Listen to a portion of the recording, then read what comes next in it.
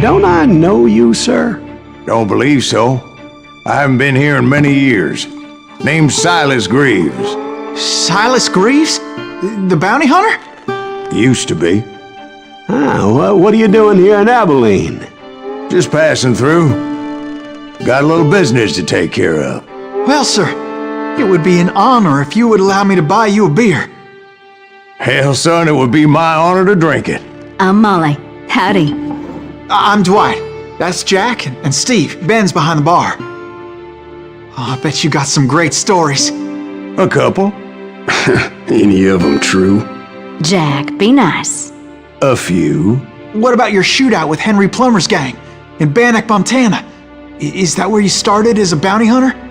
That's what it says in this here dime novel. Don't believe everything you read in them dime novels, boy.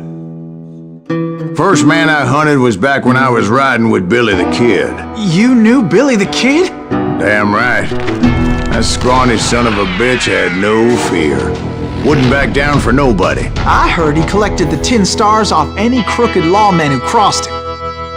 It was a war, boy. The Lincoln County War. And Billy promised his regulators would take the life of every bastard who helped bushwhack John Tunstall. Kid had a big chip on his shoulder and a hair-trigger temper. Made him dangerous as hell.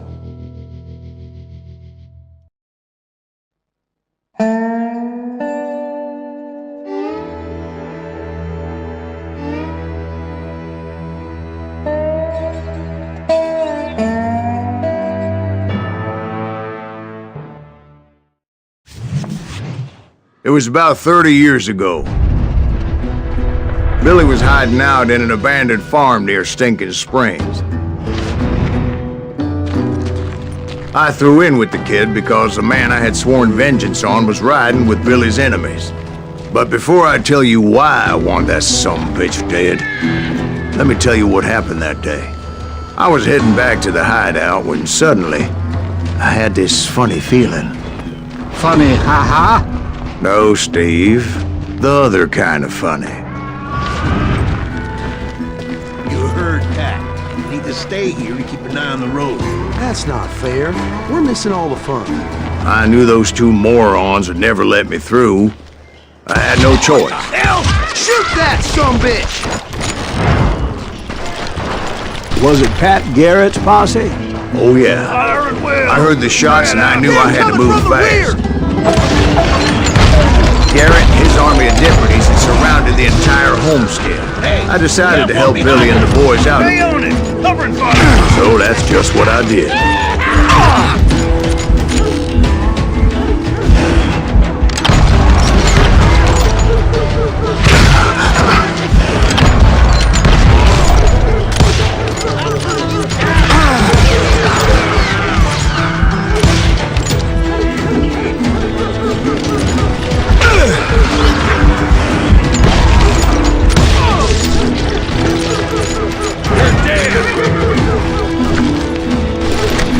I knew that going through that front door meant putting my butt in a shooting gallery, so I decided to get sneaky.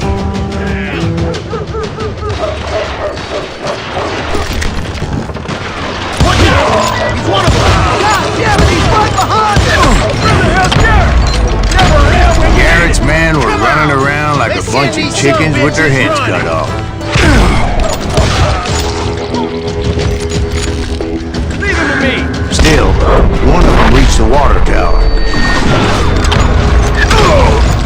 Not a bad idea. It would be a turkey shoot from up there.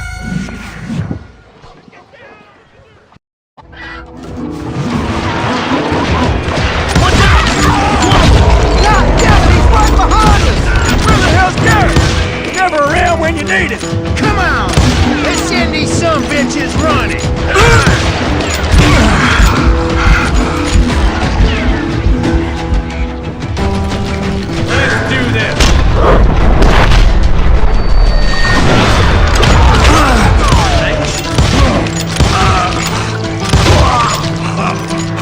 Luckily, these shooters Garrett hired weren't the sharpest tools in the shed. A lot of them were saddle tramps or sod busters or drunken drifters looking to make a few bucks.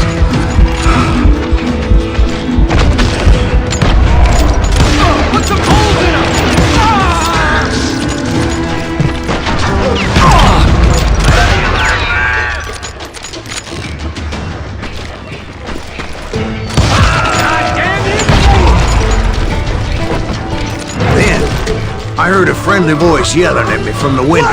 Back door! Through the back door! We'll cover We got you! you covered! Try aiming, you idiot! Truth be told, things weren't much better behind the house. I cut their number in half, but that just made the ones that were left twice as mad. They made up for their lack of skill with a seemingly endless supply of ammo. It was a bit of a slog, but I finally fought my way around the back of the house. And like that, I was inside, none the worse for wear. I passed Dirty Dave, and upstairs I found Billy and Charlie Beaudry.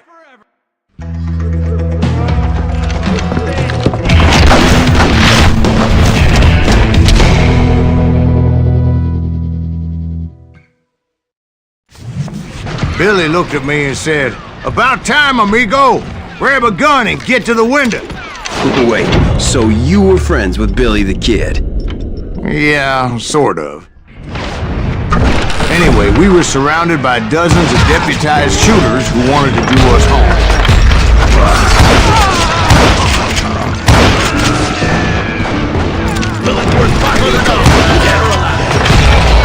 I'm telling you, Garrett's men were dropping like flies, but they just kept on coming.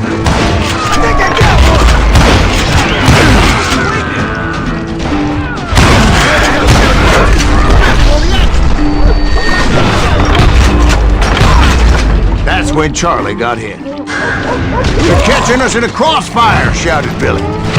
"Get to the other side!"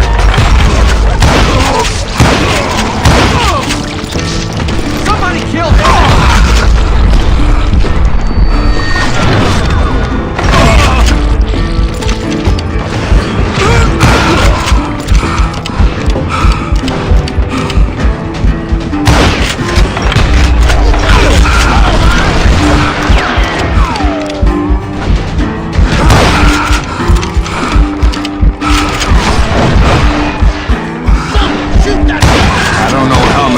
Cocksuckers I personally put down, but it was pretty clear, even to Billy, that maybe discretion was the better part of valor.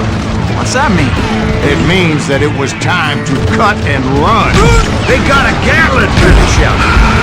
"Get the horses and bring them round back. I'll draw their attention." He directed that order at me. I thought, why the hell do I have to do it? Those poor sons of bitches are Many done would have for! fled in my place. But I had that false sense of invincibility that many young men have.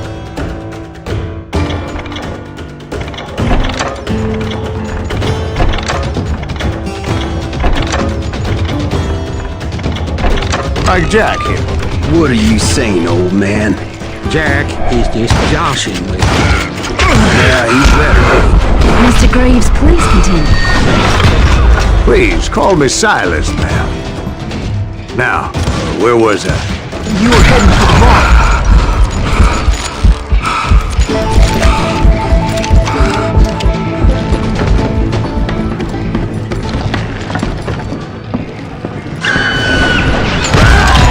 Making my way past a passel of fallen foes.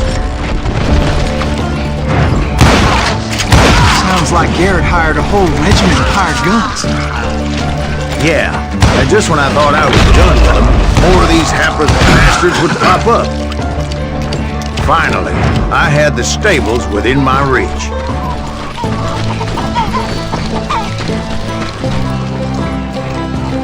And that's when I met Sheriff Pat Garrett. I read that you went toe-to-toe with him, sir. That backstabbing bastard with that tacked-on tin star.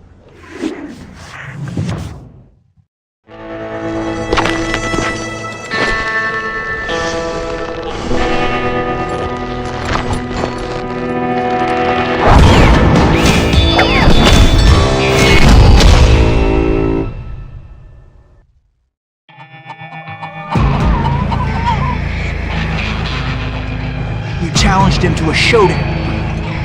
You read that in a dime novel? It said he showed no fear as he took your measure with eyes like a rattlesnake.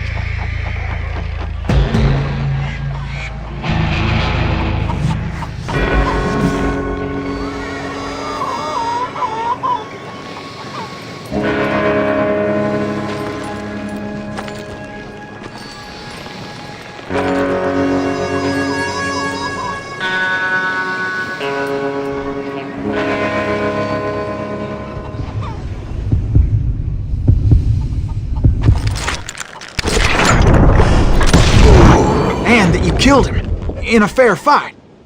Is that what that penny dreadful said?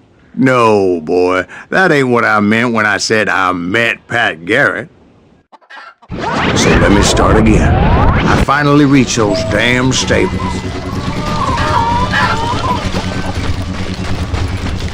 And stepped inside, and last thing I heard was Garrett's voice. That's not Billy. And go on, how did it end? And, boy, that was just the beginning.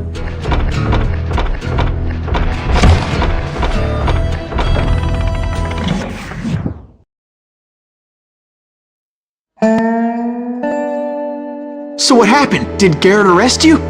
Yeah, after I came to, the bastard had clocked me with his Colt.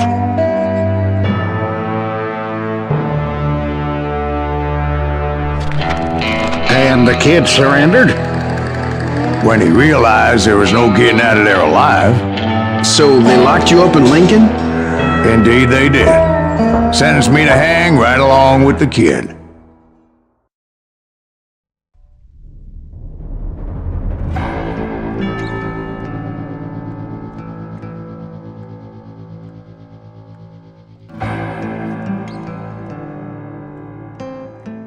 It's important to know that I was only riding with Billy so I could find the bastard I was after.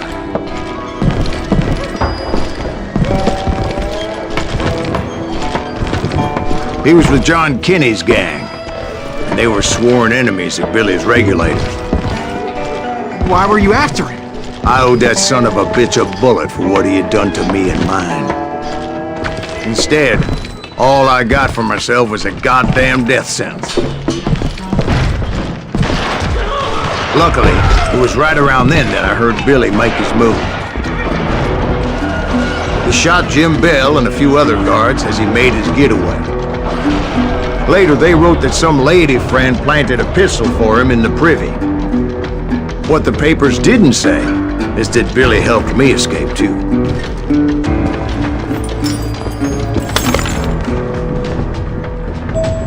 My first order of business was finding a firearm. Luckily, I located Deputy Bob Ollinger's mean-ass shotgun.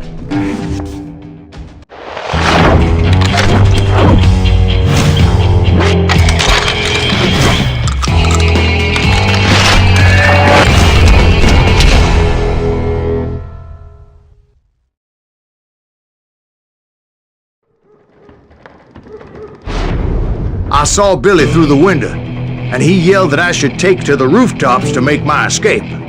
So I did. Anybody see behind you? Goddamn him! Hell yeah! That scatter gun was like a double-barreled howitzer. It could blow a man clear off his feet. You hardly had to aim the damn thing. Guards were everywhere looking for him. Can't let the kid get away! I had to jump from roof to roof like a damn alley cat. I followed the planks where I could, but some of that wood was slippery as hell. The whole town was up in arms. And suddenly, I was a fugitive. So that bastard you were after, what did he do? He did me and my family a grievous harm. But I knew if I was ever going to find him, I would need to get my ever-loving ass out of there. Where'd he get you? I tried to be stealthy and sneak my way past. But hell, if they weren't all waiting for me. Apparently, some of them thought I was Billy. See, me and the kid shared a certain similarity in build and coloring. I was just glad I had Deputy Bob's mean-ass shotgun.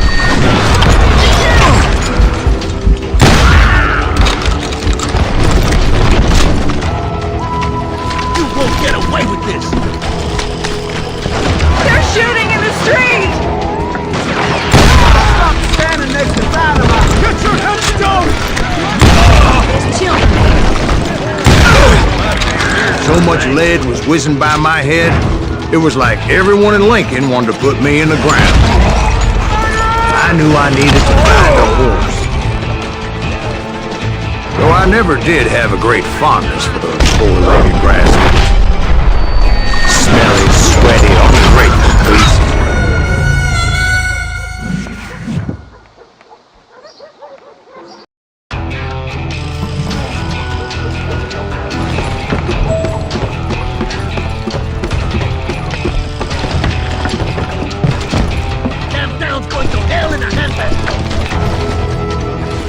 But where was the kid while you were busy getting shot at? Gone. And that's when it occurred to me why Billy set me free. Respect for decency? So I could be a hapless decoy and draw attention while he snuck out of town.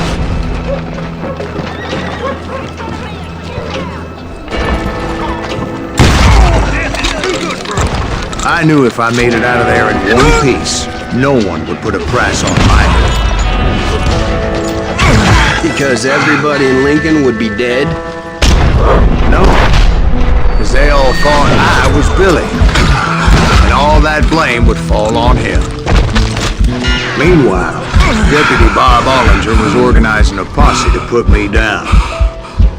He was already a mean son of a bitch, but he was doubly pissed that I stole his mean-ass shotgun. Anyway, it was me or them, and the only way forward led me straight to perdition. But the cards were dealt, and I had no choice but to play them.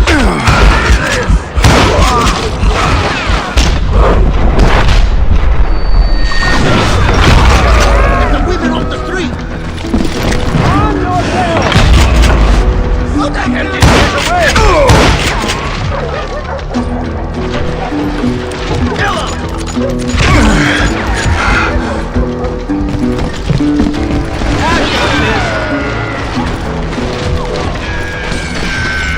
Stop him!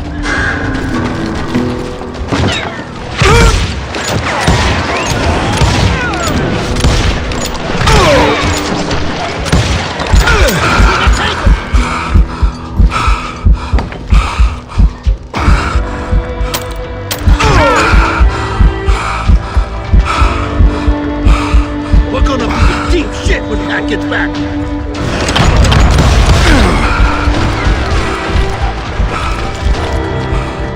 Can't hide forever! Don't let him get away!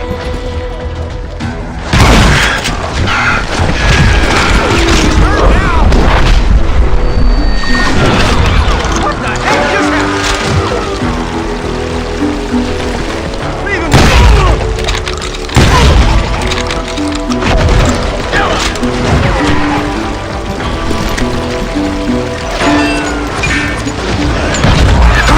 Drunk with blood!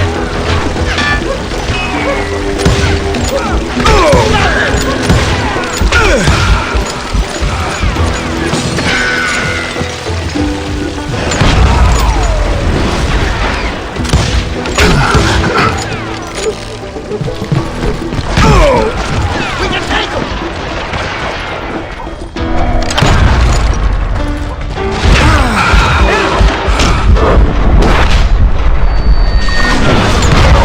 You see that?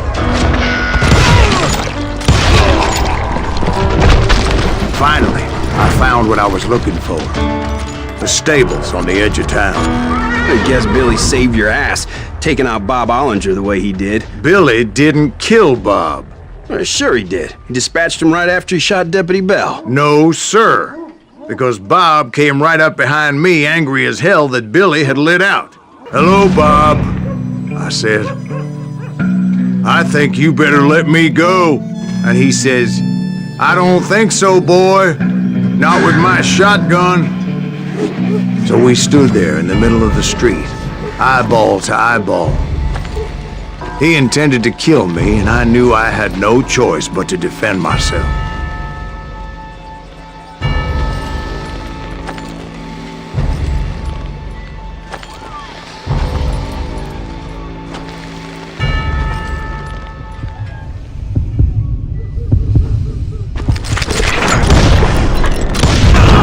I killed him in a fair fight. Everybody saw I had no damn choice. Well, Lincoln got a mite depopulated that day. That Garrett gunned down Billy 3 months later, so his escape was all for naught anyway.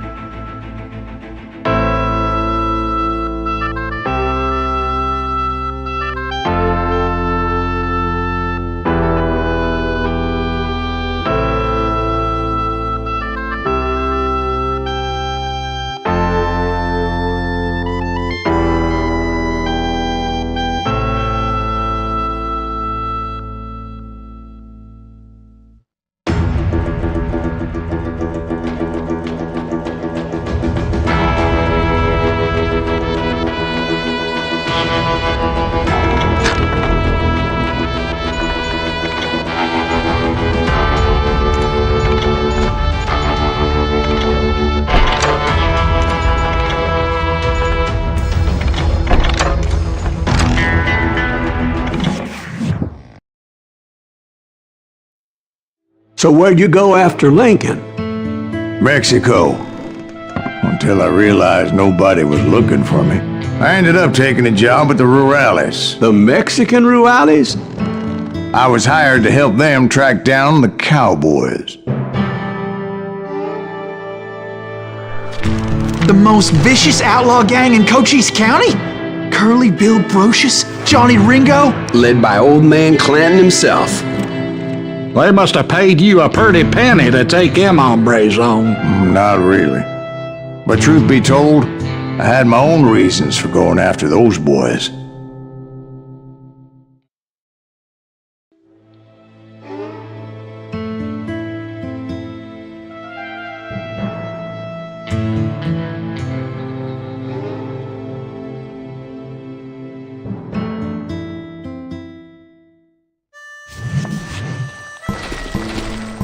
So was the bastard you were after now riding with the cowboys? Roscoe Bob Bryant was his name. Oh. But no, this time it was a different bastard I was after. The aforementioned Mr. Ringo. I came upon them robbing a stagecoach, which wasn't surprising, being they were such murderous thieves and bastards. The bandits wore red scarves, so I knew they worked for the old man. Over there! There! I did my best to help those poor bastards. You can run, but you Moments later, the attackers were dead, and I checked the stagecoach to see how many passengers were still breathing. None. It was then I wondered if the rocks weren't hiding more bandits. Was that all of them? Or did I just hit the rear guard? I quickly got my answer. They attacked from on high like Apaches often do. They would appear in great numbers from above and rain down lead on their hapless enemies' heads, making use of the high ground, whatever else they had. Yep, the Apaches always appeared out of nowhere, and there never seemed to be an end to them. Hold on. Were you attacked by Apaches? What happened to the cowboys? Did I say they were Apaches? I said Clanton's cowboys attacked me Apache style. I was in a pitched battle, but I was holding my own against an overwhelming enemy force. See, at the time, I was still pretty green, would often blunder into regrettable situations. But I just kept shooting at anything I could see up in those damn rocks. I didn't see Ringo, but I knew he was with the cowboys. He and Roscoe Bob had done me a dreadful wrong, and I was determined to have my revenge. But to get to Ringo, I knew I'd have to find my way past these other assholes first. Unfortunately, I was running out of ammo. Another perfect example of my relative inexperience as a hunter of men. I immediately knew that a tactical retreat was called for, as my vengeful fury was much less impressive without the bullets to back it up.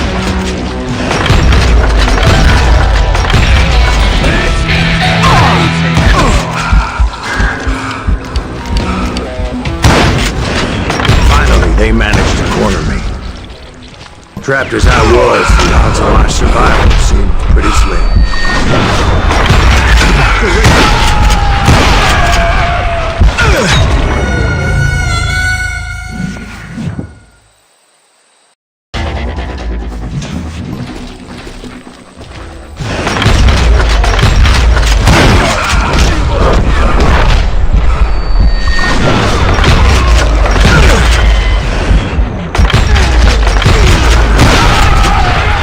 Luckily, serendipity was on my side as I suddenly spotted a way out of my predicament.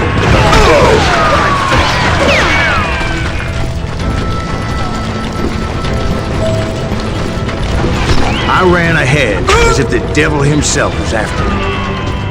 Bullets were whizzing by my ears, but I wasn't about to roll over and die. I just kept running like there was no tomorrow.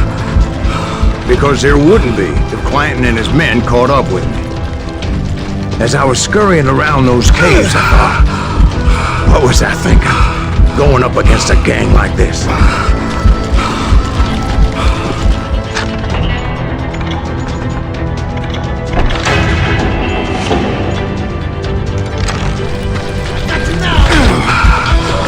I just kept running, not knowing where the hell I was going. And that's when something miraculous happened. Like manna from heaven, I found the desiccated remains of what looked like an Apache warrior.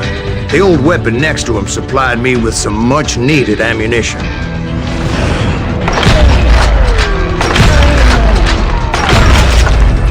Bat Masterson once told me it was more important to be lucky than good, and he would know.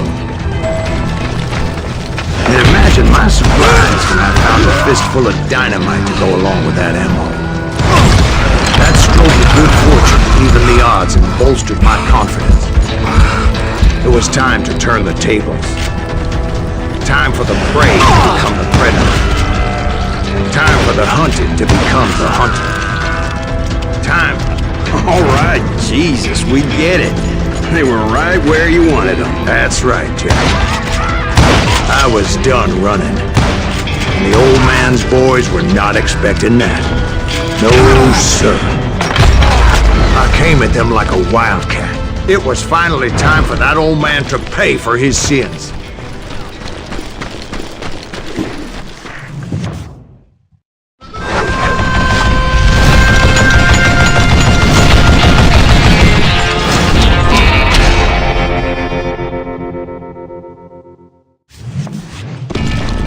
I yelled out at the top of my lungs, "Clanton, I'm coming for you!"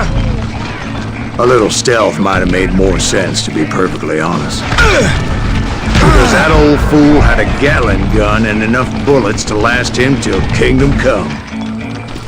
But I knew I could not let that deter me. Not if I was to find and kill Ringo. I needed to get that old man off that gun.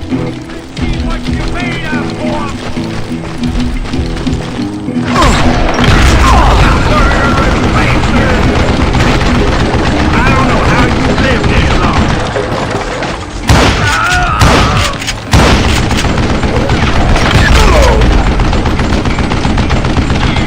What'd I ever do to you?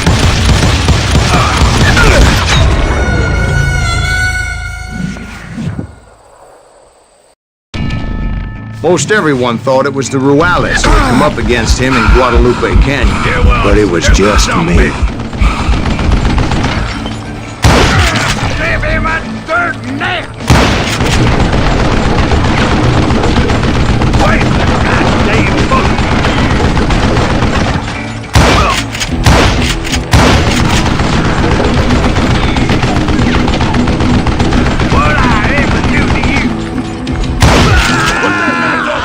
apparently one of the cowboys made it out of there alive and told Ike and Billy Clanton that it wasn't a Mexican who took their father's life that day.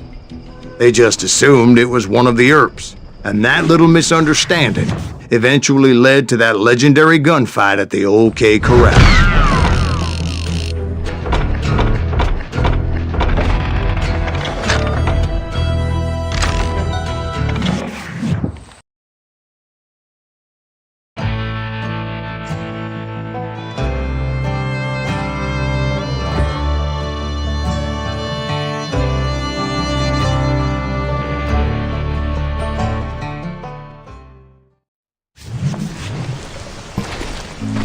A few weeks after that dust-up at the OK Corral, I was still after Johnny Ringo. So, what exactly did Johnny Ringo do to piss you off? Well, him and that other bastard. Roscoe Bob Bryant? Yep. They both deserve to die, and I promise I'll tell you why. Herb's coming! Get ready, boys. First, I need to tell you about the Cowboys' new boss, Curly Bill Brocious. Curly Bill took charge of the Cowboys upon the old man's demise, and after that gunfight at the OK Corral, the Clantons wanted revenge. So they murdered Morgan Earp and grievously wounded his older brother, Virgin. Wyatt and Doc went on what became known as the Vendetta Ride, hunting those outlaws down. So when I showed up, that's who they thought I was.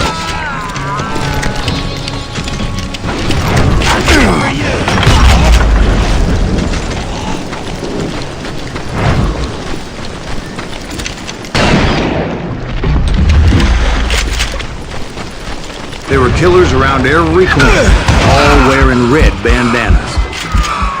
That's how the Cowboys identified each other, and I was beginning to wish I had one myself.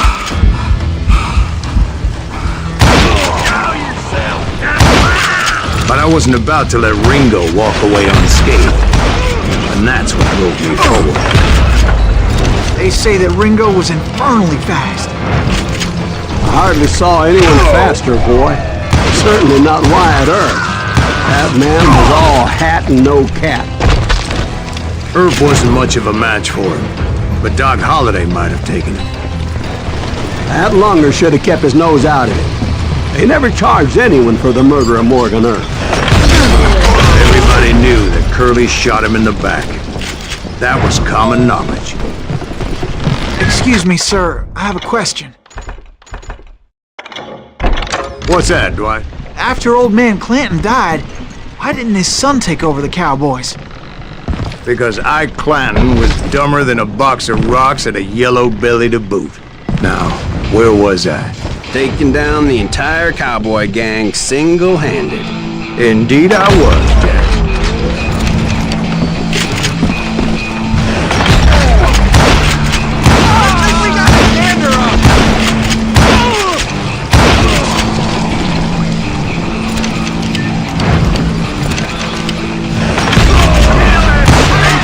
Though it wasn't easy, as those boys had good cover.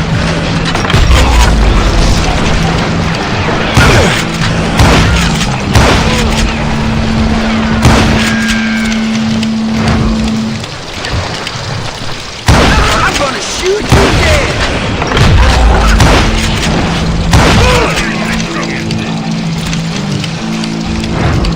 Face me,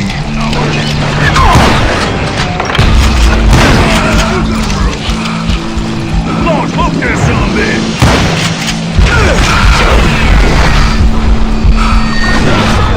What just happened there? Look out! Thank you!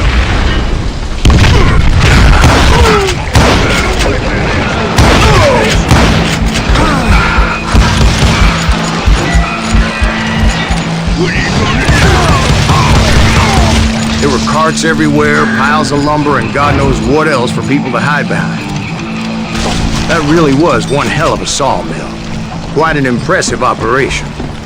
And where was Curly Bill? Did you see him? I'm painting a picture here. There was this beautiful waterfall and a crystal clear stream that led to a verdant valley that was truly Consider your picture painted. What happened next? Well, finally the bastards that were still alive made a last stand. Curly Bill, Johnny Ringo, and his compadres took off into the lumber yard, and I followed after.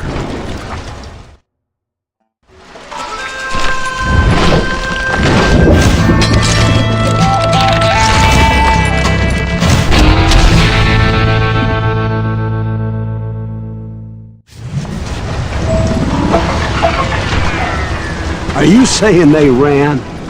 Cowardice was not in Ringo nor Curly Bill's nature. No, sir. I never said they were running scared. They just wanted me, I hope. Time to dance! You working for what? Did that son of a bitch Earth send you to kill me? I'm putting you down!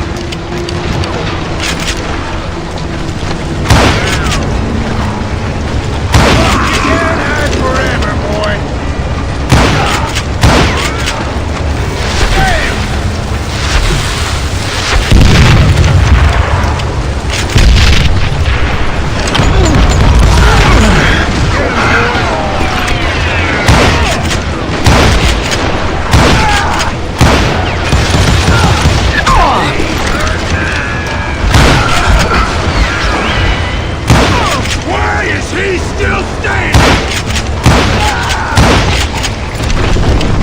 Just gave me no choice but to take his life. But Ringo was nowhere to be found. I knew you didn't kill Ringo, because he was found dead in a different location altogether. To this day, his killer is still unknown. Indeed. Took me a few months before I finally tracked his ass to West Turkey Creek Canyon.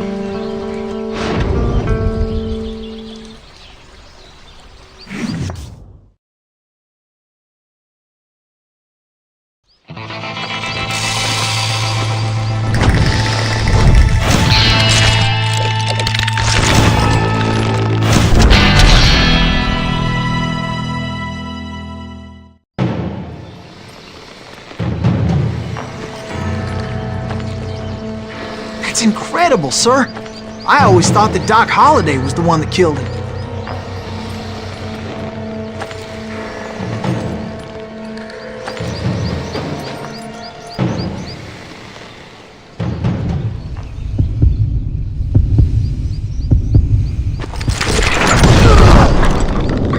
Sorry I had to ruin the legend for you, boy. But the legend ain't always true. Doc Holliday had nothing to do with the death of Johnny Ringo.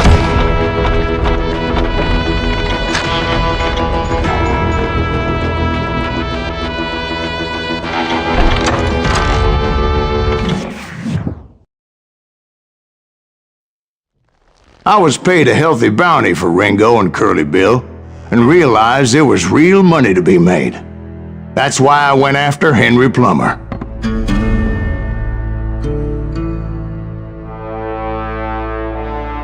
Wasn't he the sheriff who augmented his income by shaking down miners and robbing gold shipments? That's the one. Oh, yeah, I remember him. He ran that gang of thieving outlaws called the Innocents. So it's true that you went toe-to-toe with him? Indeed I did, son. Indeed I did.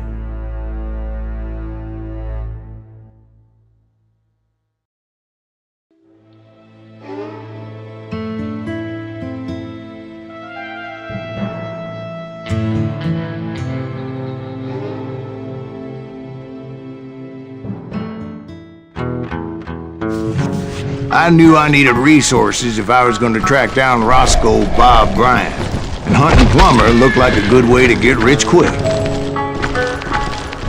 As the local vigilantes exposed him as the leader of the bandits, and put a generous price on his head. Plummer rallied his gang to plunder one last gold mine before making their escape, and that's where I thought I'd find him. Why would you be nervous? My late father pointed out to me more than once. God made men. Samuel Colt made them equal.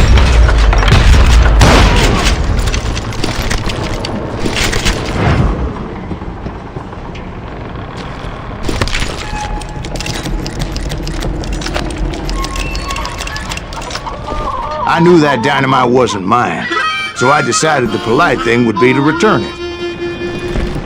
It was the biggest gold rush since Sutter's Mill in '48.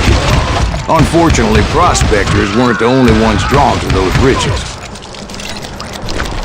There were thieves and killers, robbing travelers and hijacking gold shipments.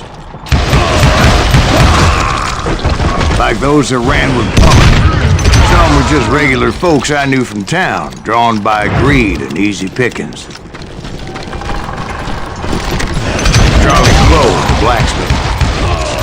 Plummer had a lot of men on his payroll. A hell of a lot. That son of a bitch pretended to protect the public with one hand while stealing them blind with the other. Of course, the rest were veterans of the Civil War. Stone-cold killers trained on the bloody fields of Shiloh and Antietam. I thought I was some kind of hero. I finally made it past and headed on to meet my destiny. But first, I had something I needed to figure out.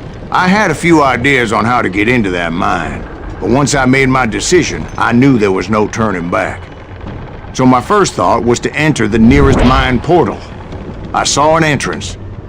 Made sense. It was the quickest way in, but that also made it more dangerous, as there would undoubtedly be enemy pickets posted along the way. Damn, he's back! Now you're really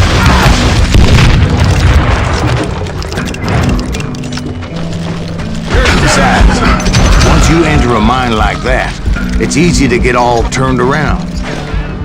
Some of those shafts could be as deep as hell. A single stumble or misstep can easily end in a deadly plunge to oblivion. Hey, I'll flank you!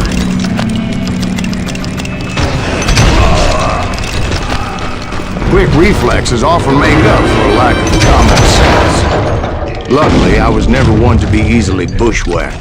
I would just need to be careful not to blow myself to kingdom come. With all that gunpowder and dynamite everywhere, a body has to know what he's shooting at. One wrong bullet could have turned that mine into a dad-blasted tube.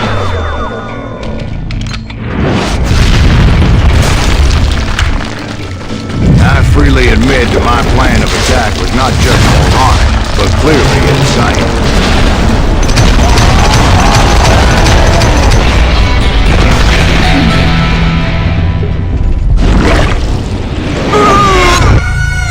It's a good thing that I abandoned that ridiculous plan before I even tried it.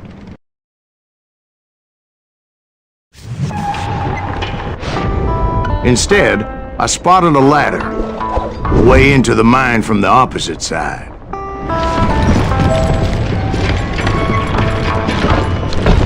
It was a long way around, but that approach seemed more sensible at the time. Of course, being I had a problem with heights, that scaffolding scared the Jesus out of me. I was determined not to give up, however. As Sheriff Plummer seemed quite the despicable character. When the vigilantes discovered what the sheriff was up to, people were outraged. That 10,000 they put on his head would go a long way to helping me find old Bob. And I had made it my mission to settle that score come hell or high water.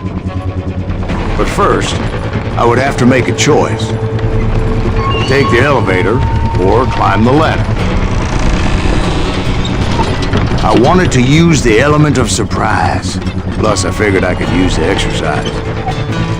I was warmed up already, so what the hell?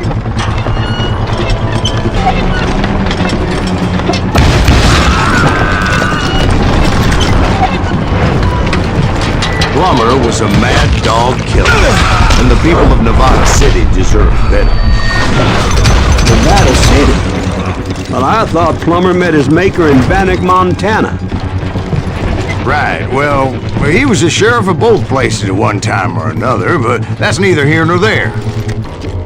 The point was, taking him down would save a lot of lives, including my own.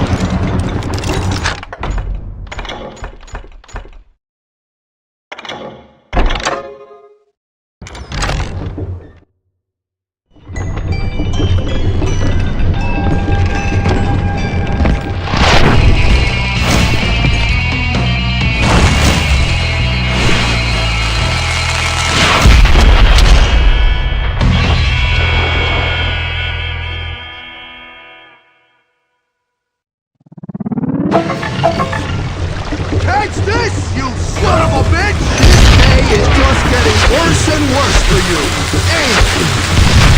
Henry Plummer was clearly unhinged, and I could see right away that this was going to take some doing. No blood money for you today!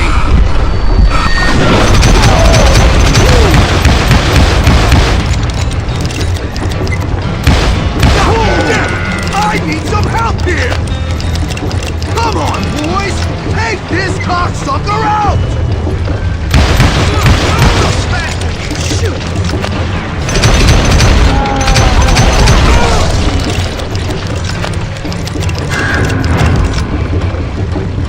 Bastard! I got a lot more dynamite than you! This cocksucker is smarter than he looks!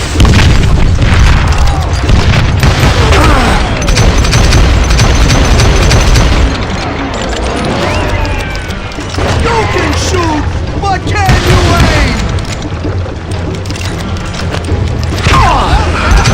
Get it?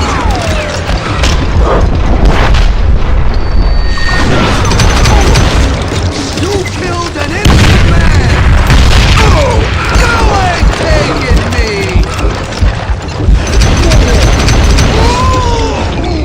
So that's how Henry Plummer died.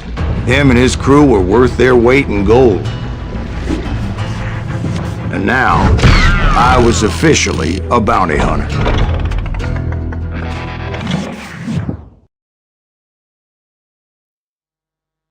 So, did you finally go after that Bob feller?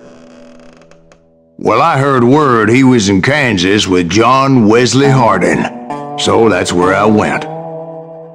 Where in Kansas? Abilene. Why do you ask, Ben? No reason. Was Hardin as fast as Ringo? Ringo was fast, but John Wesley was as fast as the devil himself.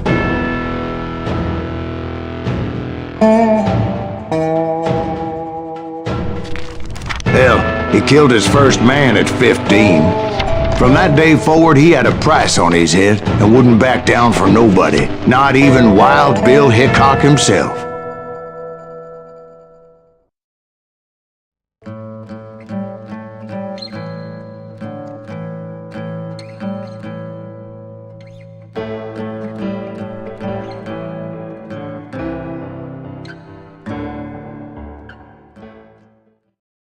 I dodged death many a time, and that night in Abilene was no different.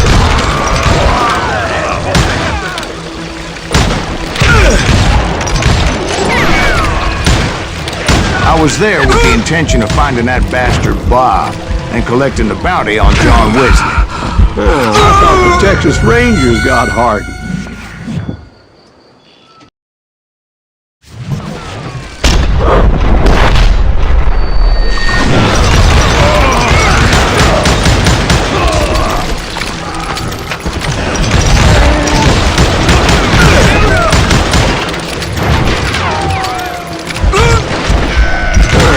The Texas Rangers got Hardin.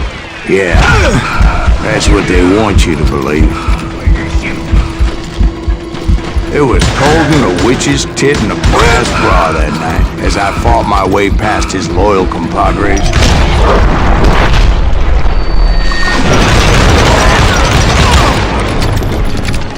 To the very same saloon we're sitting in today.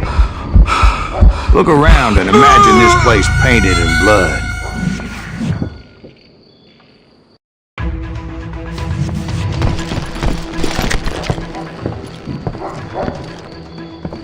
Look around and imagine this place painted in blood. Hardin was waiting for me, and...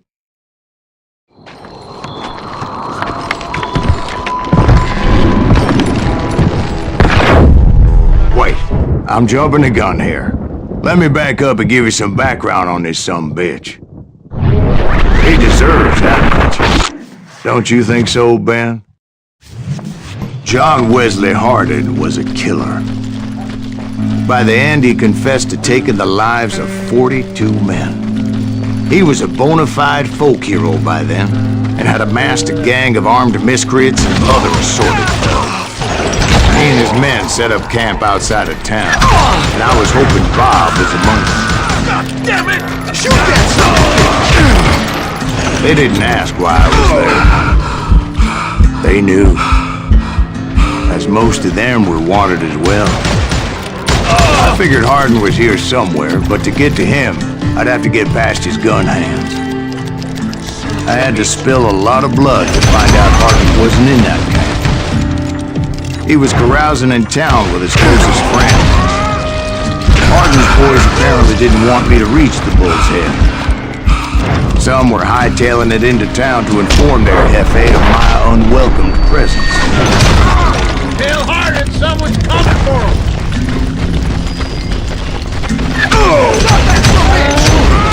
I wondered if Bob was among them. Let the boys know we got another law dog.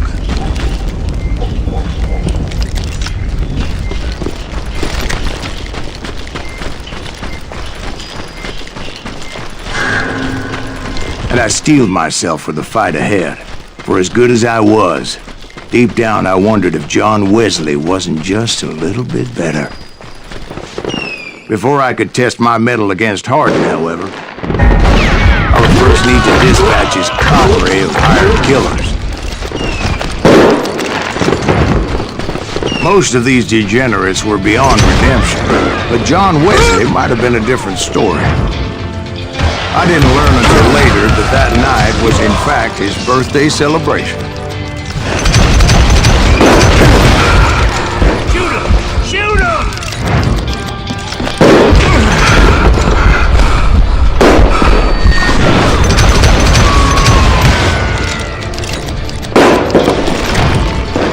I'm putting you down!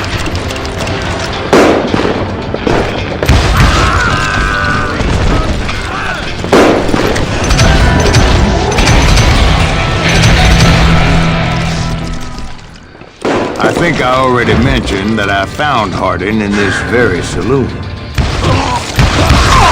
Suffice it to say, nobody there was happy to see me.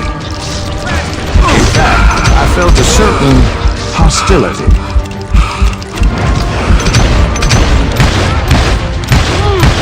You know you can't...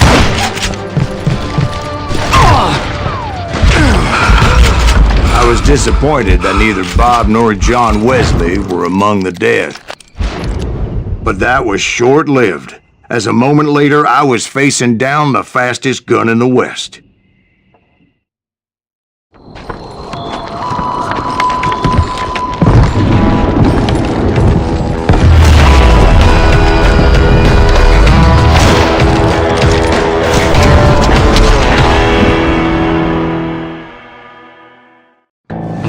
I felt a bolt of adrenaline, or maybe that was fear.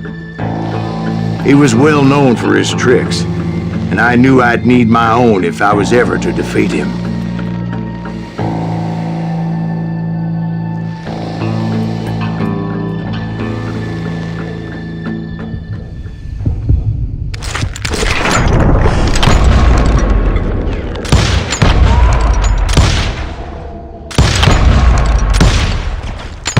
That man was faster than greased lightning, but being inebriated as he was, he didn't count his shots. And now, he was at my mercy.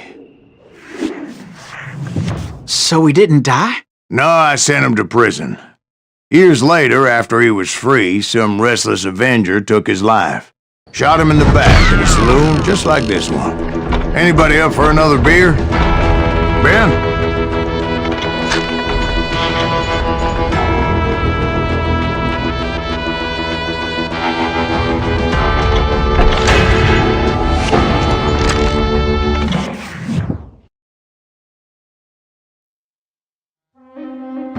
Thank you, darling. Yeah, some say revenge is a dish best served cold. So whatever happened to that Bob guy you were after? Personally, I'd like to hear some of your other adventures. Like, I don't know, did you ever go toe-to-toe with a red man?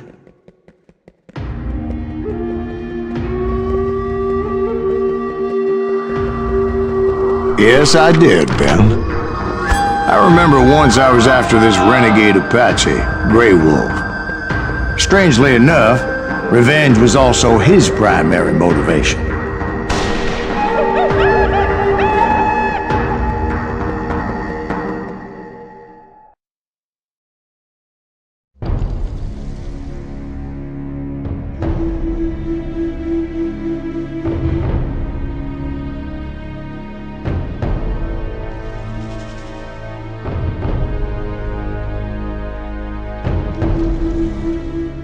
A bounty was put on Grey Wolf's head, and that's how I came to hunt him in the mountains. Mountains so high they tickled the nether regions of heaven.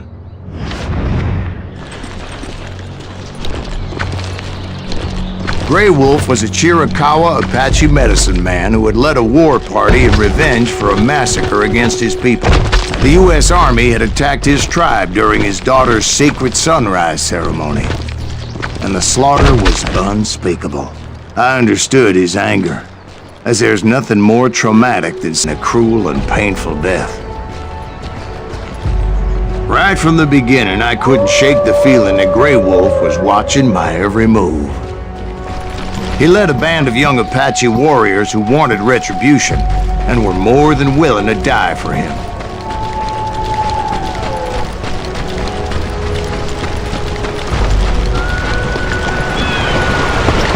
They saw me before I saw them.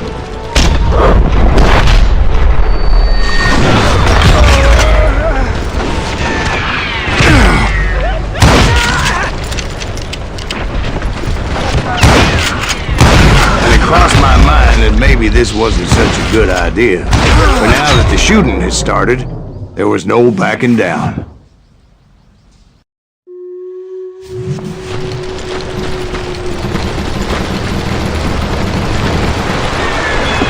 They saw me before I saw them.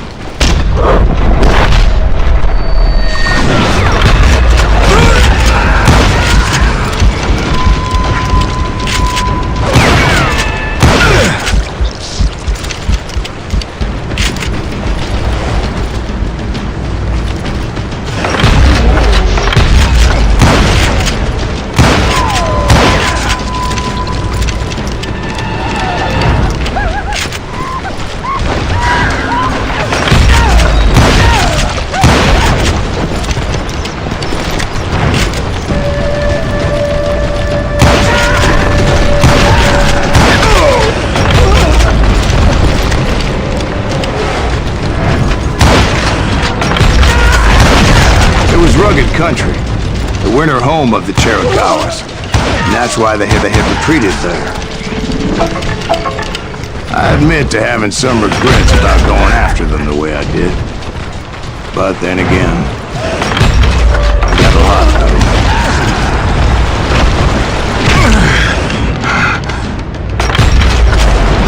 Did you find Grey Wolf? Not at that moment, but I did find the entrance to their hideout.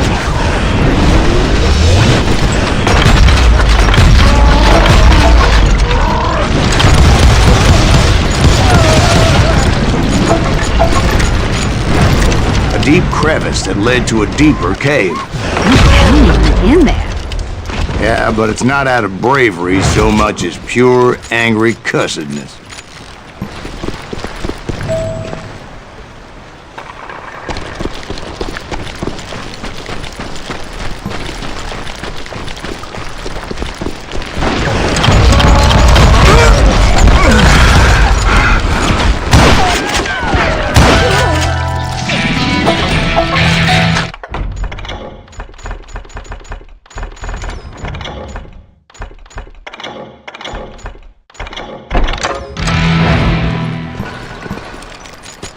See, back then, I had a stubborn streak a mile wide, and I wasn't about to back down. So it was like pitch black in there?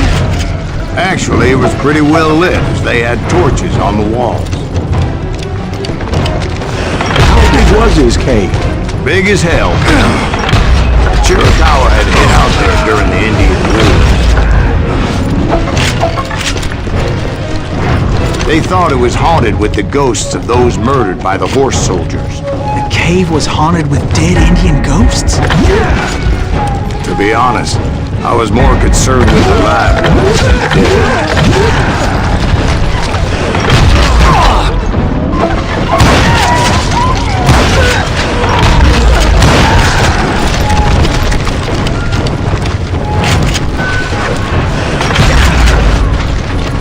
How come you know so much about angels? A few years back, I was married to 2 Mescalero women. At the same time? Yeah, they were sisters. Polygyny is traditional among the Mescalero. So what happened? Oh, I had to get out of there. Those girls never shut up. Both of them nagging at me all the time. Drove me half crazy. Haven't seen them since. I came upon this flooded grotto, and that's when I saw him. He came to me unarmed and unafraid. His voice echoed in the shadows. And I sensed he meant me no harm. You carry great darkness in your heart, and if you do not release it, it will claim your soul. The sound of his voice put some kind of ancient Indian spell on me.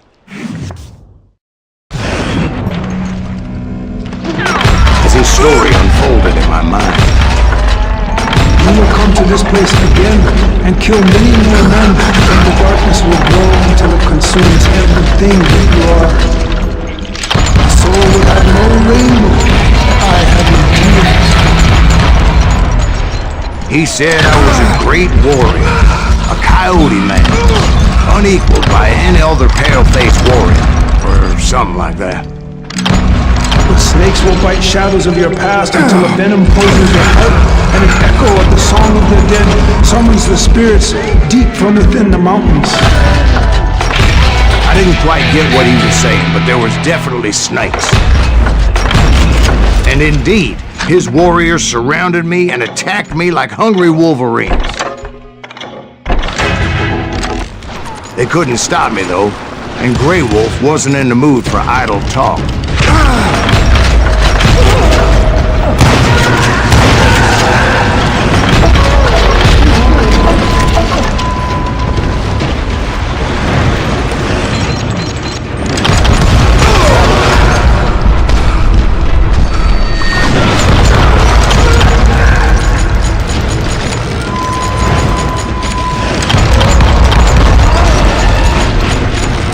I swear I couldn't see any way out of this trap. But suddenly, one just appeared. Kind of like a miracle.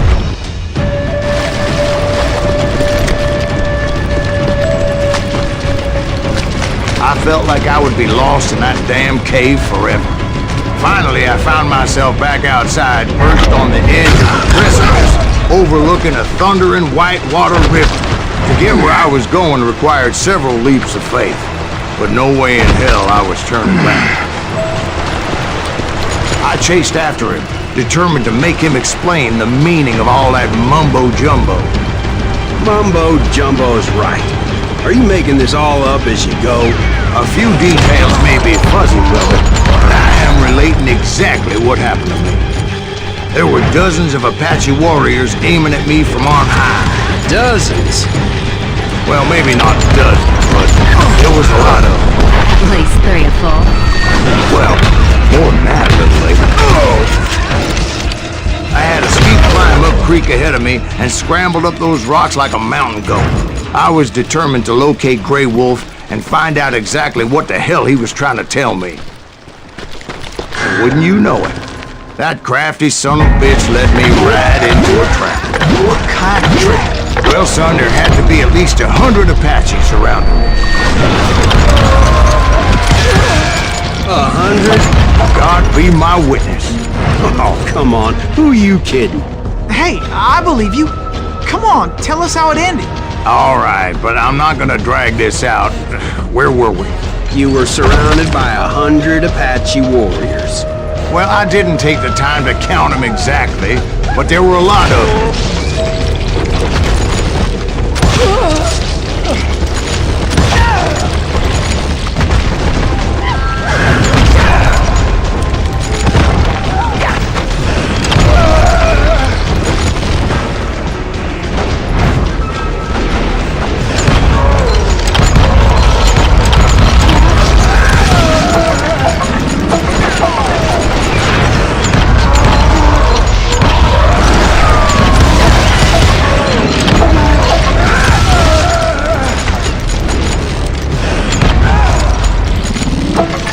And in the end, a path appeared before me that I had not seen before. I followed it as I desperately needed to find out what Grey Wolf was trying to tell me. But it was like that son of a bitch disappeared into thin air.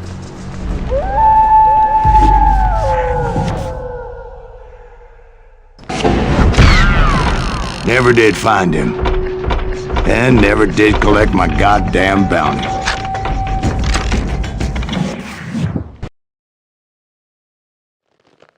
Thank you, darling. It's interesting how the truth can sometimes seem, might malleable, depending upon your point of view. Like how those dime novels make you out to be something you're not? Jack, don't be starting trouble. No, he's right. They do tend to exaggerate. Did they exaggerate your part in taking down the Daltons? Well, I was there in the flesh, boy, so I saw what happened firsthand.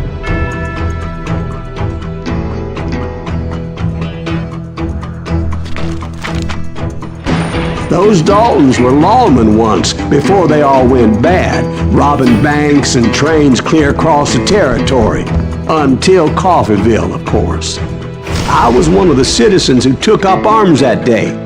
Fighting on the side of right? I did my best, sir.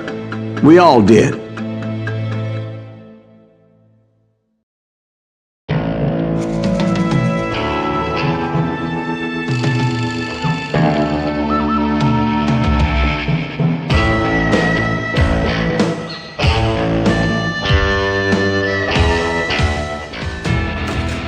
It was early morning.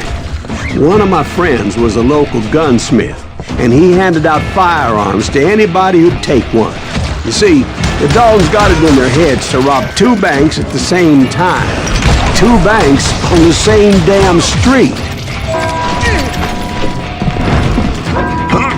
Well, the locals recognized the Daltons right off. Before they could get away, half the town took up arms to defend their property.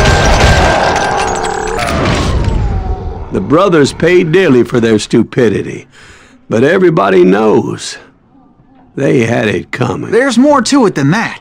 I read all about that day, so I know for a fact that it went down very differently. First of all, it was high noon. A posse of U.S. deputy marshals were on the rooftop across the street. Get me here. I want to make a move. The lawmen had been tracking the Daltons for months. Now they finally had them dead to rights. Among them was a bounty hunter feared by many a lawbreaker. The marshals tried to get the Daltons to surrender. They'll give up eventually. We just gotta wait for some of the bitches out. This bounty hunter knew that the brothers were far too proud to ever lay down their guns.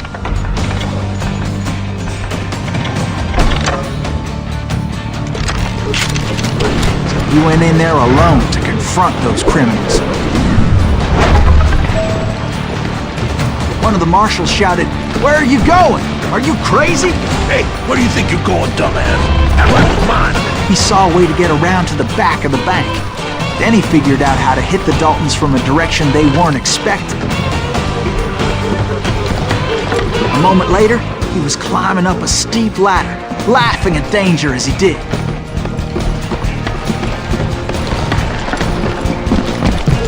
Brave men like him who risked their lives to tame this wild hunter.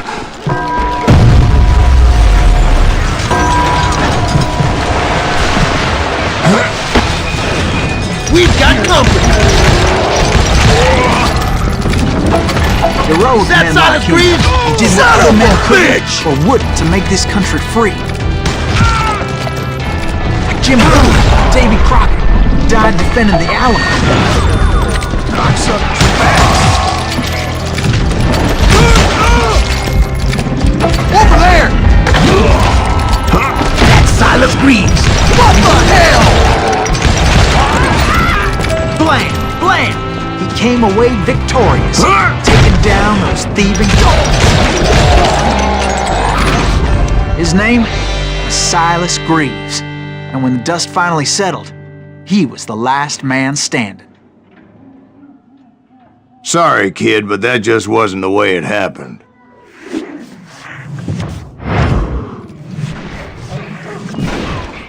It was early evening, not high noon. The Daltons blew up a safe, and were all set to hightail it out of there. Those pathetic deputies surrounding the bank were dropping like flies. You or me?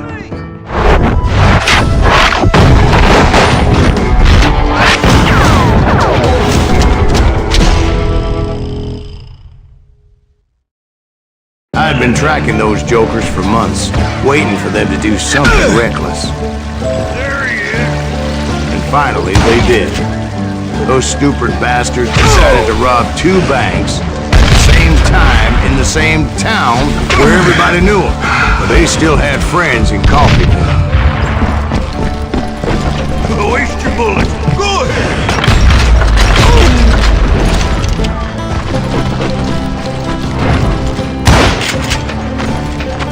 Hey, you got us lead. Put some holes in them. And those friends came after me like a pack of wild dogs, tooth and nail.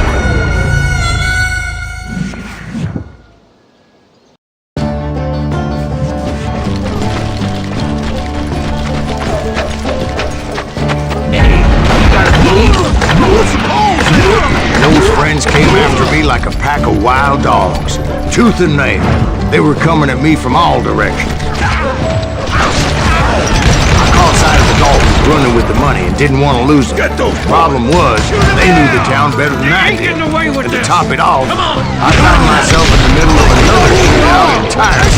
Did the Daltons pull up in somebody's house? No, it was the Smiths, I believe. They were cousins of the Daltons. And they were shooting at the Browns, who were shooting at the Daltons. Which wasn't any surprise, because those 2 families have been feuding forever. The Dalton boys knew I would never give up. Those Daltons weren't the sharpest knives in the drawer, but they always stood together. They set a trap to slow me down and allow at least 2 of them to escape. The 3rd brother stayed behind to plant me, just in case that trap of theirs didn't work. It was Emmett, the youngest, and he decided to stand his ground and face me down. I ain't afraid of you, Silas Greaves. This is where it ends for you. He was determined to protect his brothers. And I understood how he felt. Taking me on all by his lonesome wasn't exactly a recipe for a long life.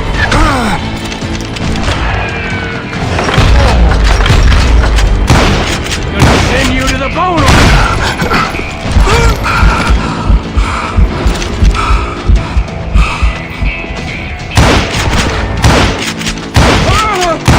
I'm gonna place you where you can.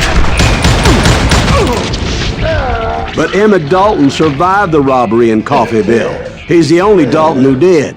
They say he was shot 23 times. Well, Dwight, who do you think put all those damn holes in him?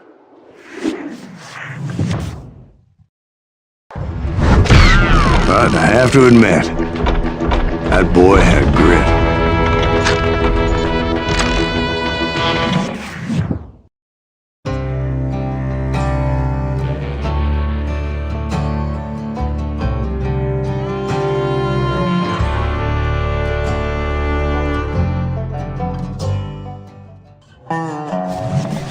We'll get those suckers. It took me a couple of days to track the Daltons down. They can't get away with this. And in that time, a whole posse of local vigilantes offered to lend a hand. We'll track them to the ends of the earth. They seemed as determined as me to find those outlaws. But as we headed into those swamps, it was like I had my own private army. There was no way those boys were getting away this time. It was early fall, right? Beautiful time of year. At least you had the weather on your side. Not by my recollection. It was damp and foggy as hell. It was tough to stay on a true course, so we kept an eye out for landmarks.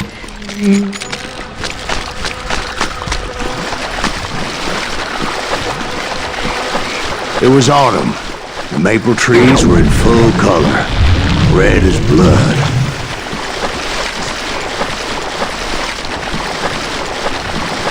The rains that year were torrential, so the whole area was flooded.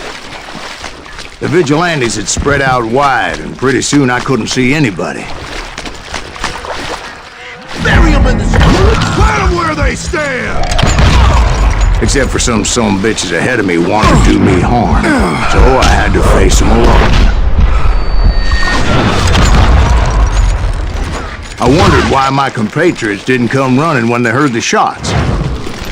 So did you find the Daltons? Not yet, but I did have the questionable pleasure of meeting a few of their friends.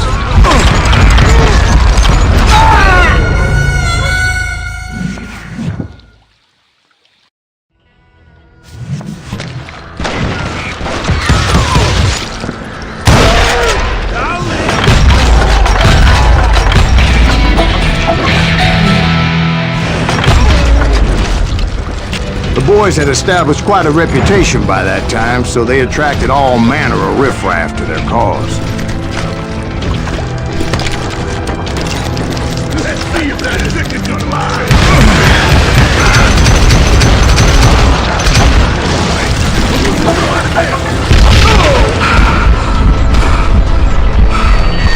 Point being, I was under serious attack.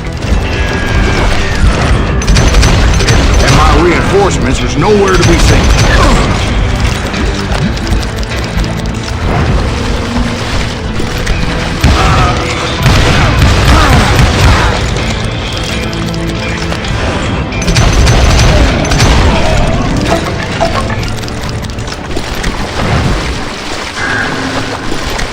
But luckily, a barn materialized as if right before my eyes. I scrambled up top to get a better view.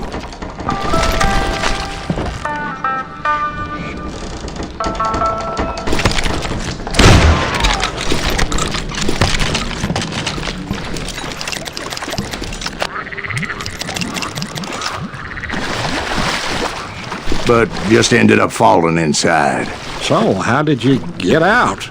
The barn doors was open. About right then, I saw some suspicious characters running for the bushes. Of course, I followed them. But that goddamn swamp was like a goddamn maze, and pretty soon I had no goddamn idea where I was. Steve? So I just started walking. And pretty soon,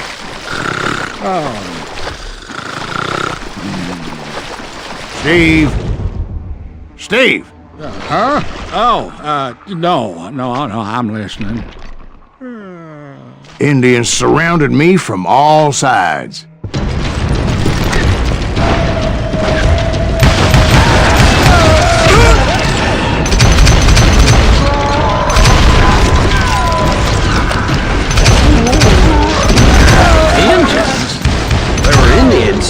No, I just wanted to make sure Steve was paying attention.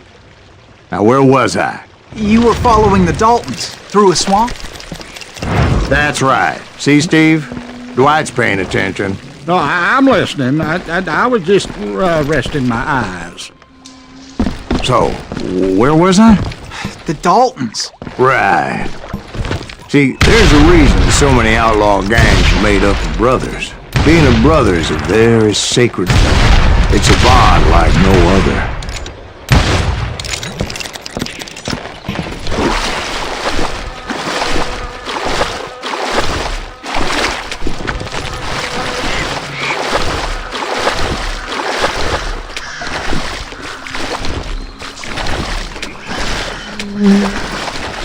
Bounty hunters! Stop that, son bitch! So did you ever find the damn Daltons? Not yet, but I did find a few of their cousins. Kansans breed like rabbits. Or Smiths or Heimhoffers or who knows what. But hell, what's more important than family? How Big Ben knows what I'm talking about.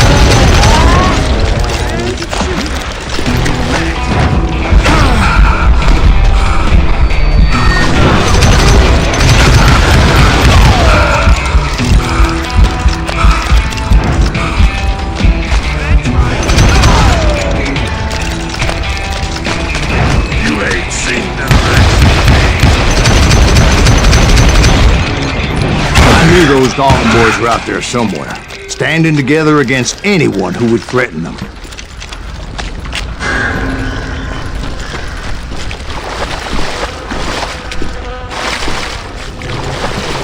And that's when I saw it. A goddamn steamboat. A steamboat in a swamp? Yeah, Steve, but this wasn't much more than a wreck, really. But how'd a damn steamboat end up in the swamps? Guess it floated off during the flood of '89. Now, was it a stern wheeler or a side wheeler? What? Does that really make a difference, Steve? It was a steamboat with a goddamn army on board. It was in that a fusillade of bullets come raining down from on high. And those vigilantes who accompanied me weren't anywhere to be found. But among those men that were shooting at me, I thought I saw some familiar faces.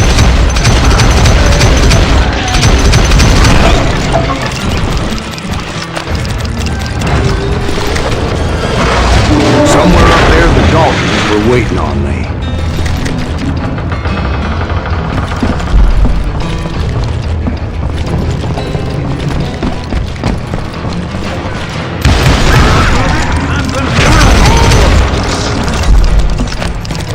Sounds like you don't give up too easy. That's the kind of man I am, Ben. I set out to do something. I do it.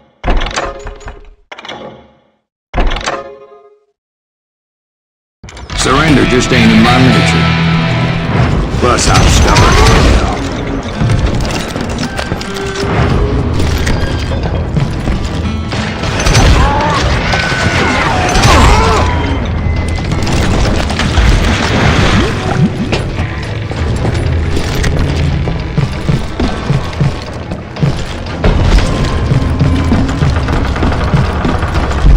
Right about then, much to my relief, the vigilantes finally arrived. Their leader motioned at a cabin in the middle of the top deck, pointing me directly at the Daltons. I finally had them, after months of dogged pursuit. It turned out that they had me. Take him out! I'm sending you to hell!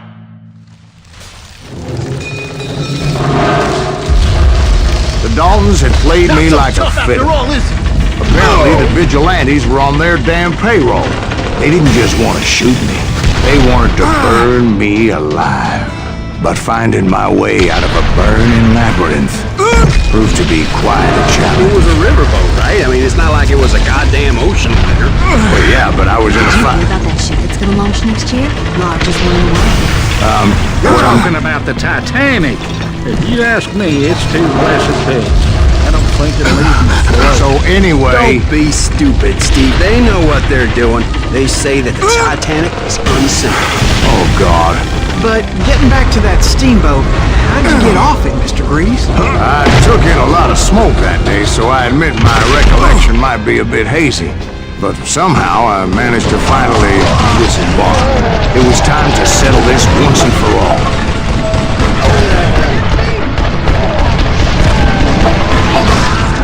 Someone kill that bastard! I see him!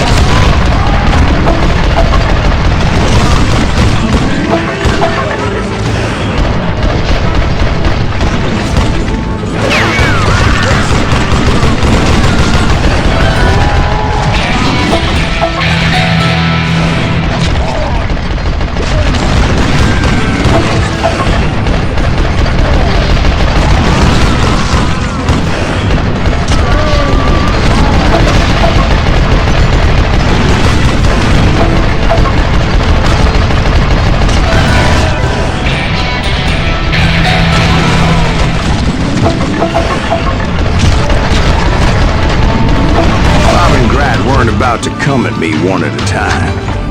They were in this together.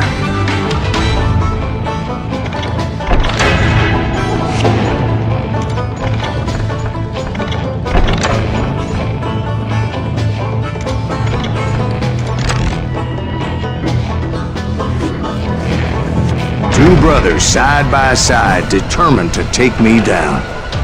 Confident that this time the odds were on their side.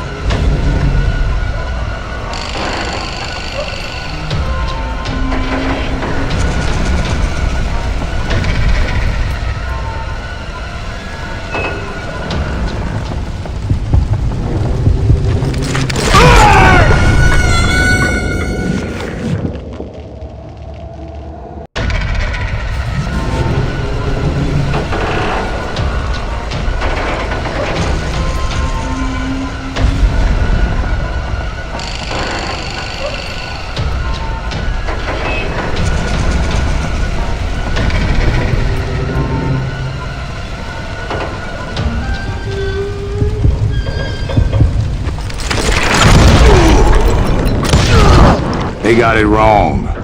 A sad end for those two. If they'd only known that Emmett was still alive despite his wounds.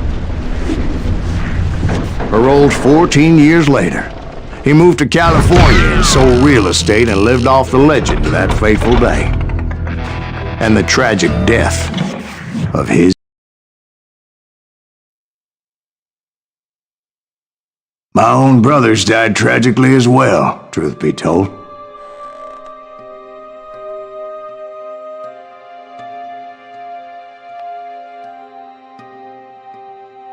It was 1868, and me and my older brothers were pulling a tidy profit running cattle into Juarez, Mexico. One night after my brothers retired for the evening, I found a little poker game in a cantina with a couple of cowboys. And I just couldn't lose. I even won an old Spanish coin that had to be 100 years old. Well, I was mighty pleased with myself the next morning as my brothers and I rode for Texas. But before we crossed the border, those cowboys caught up with us. It was Johnny Ringo, Roscoe Bob Bryant, and another asshole named Jim. They wanted their money back and everything else we had, including our lives, as those boys didn't want us coming for them later. Bob put that old Spanish coin in my mouth and said, "I won't have it said that I left you with nothing, boy." Well, those horses bolted, and there we hung as those bastards rode away. The branch finally snapped under the weight of the three of us, but being my older brothers were bigger and heavier, they were already dead. And right then I swore to myself that I would avenge them. Ringo you know about. But Bob eluded me, until I heard he was riding with the Wild Bunch.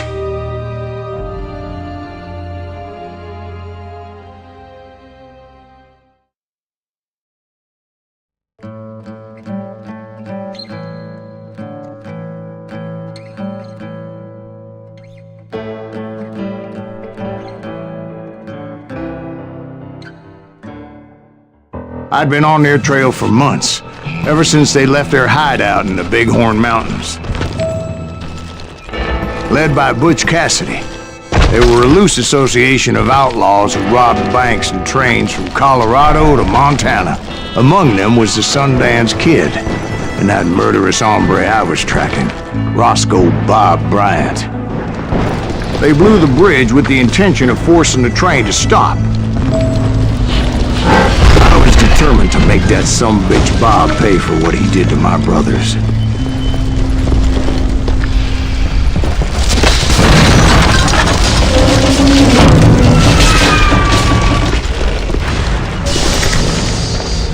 I found the device they used to blow the tracks, so I knew I was headed in the right direction. My ears are still ringing! But I made my way off unscathed and came upon a few members of the gang and had no choice but to dispatch them. From there, I had to negotiate an even more precarious route. But first, I would need to get my ass out of there.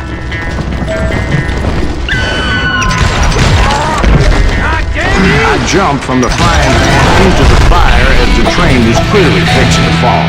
I had found the gang, but in order to find old Bob, I needed to fight my way forward past a whole passel of desperados.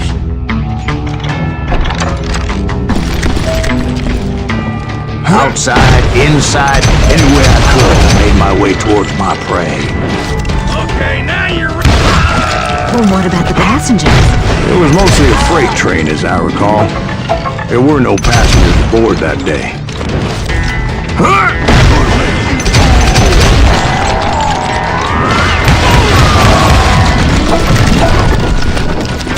As I mentioned before, I am not fond of heights.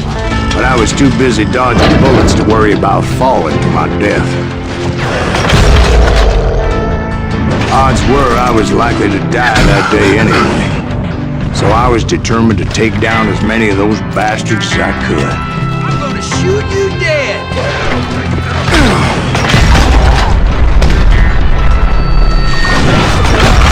At times it was like shooting ducks in a shooting gallery. The only difference is these damn ducks shot back.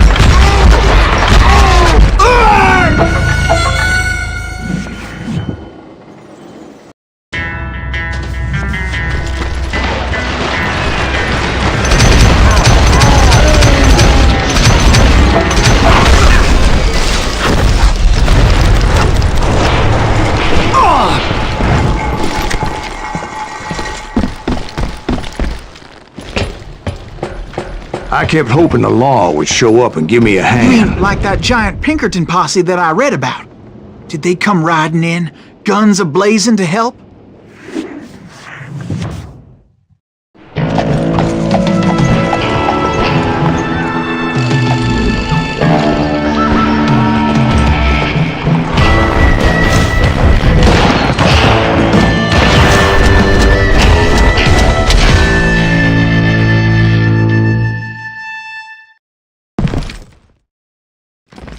Help? From the Pinkertons? No, son. I had to fight the Wild Bunch all by my lonesome, as usual. Who the hell is that? He's out of his mind! Take cover! Retreat! Retreat! Killing everybody! He'll kill us all! Run!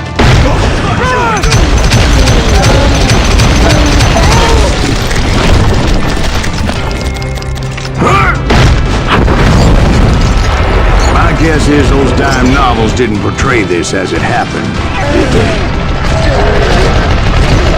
Only a few stragglers were left. I had to cut them down pronto if I was going to stay on old Bob's trail.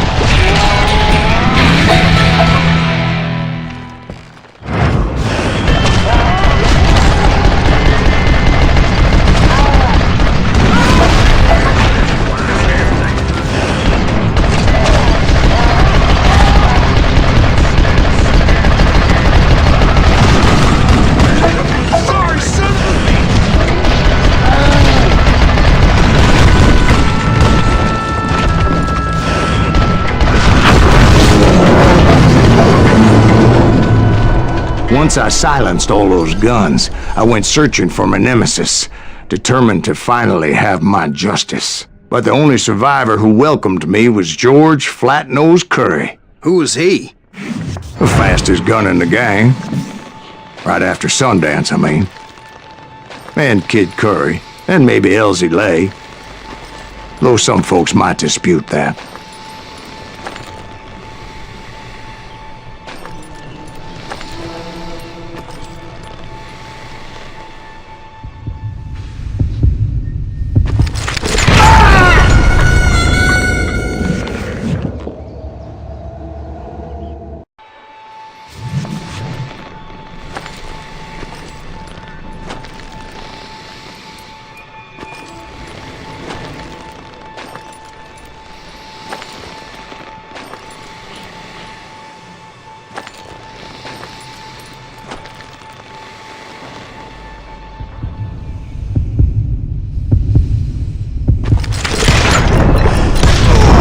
On that very same day, Butch Cassidy and the Sundance Kid decided to leave the Wild Bunch behind and decamped for South America.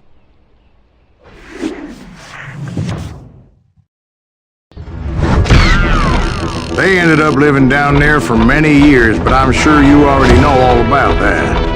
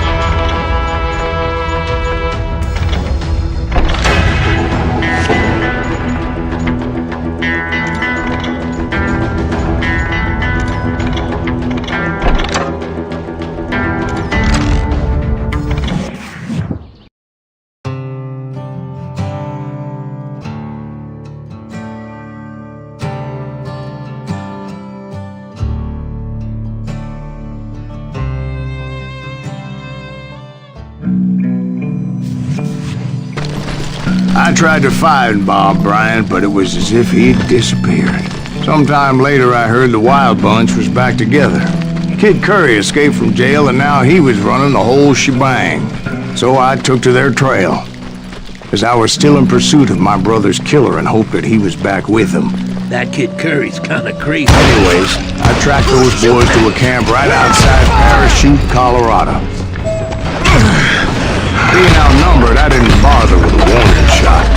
I just started taking those bastards down. Old Bob wasn't among them, and neither was Kid Curry. I could sense him close by, however, plotting something nasty. I just needed a clue as to their whereabouts.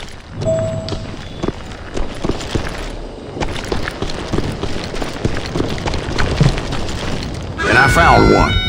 A map with their bold plan clearly marked. This time they were fixing to blow up a train trestle. Property of the Union Pacific.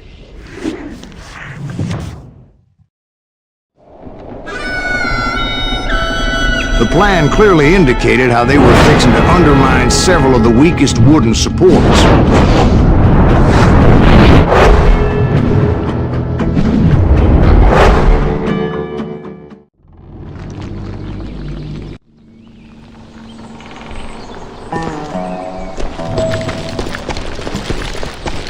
Kid Curry was considered the wildest of the Wild Bunch.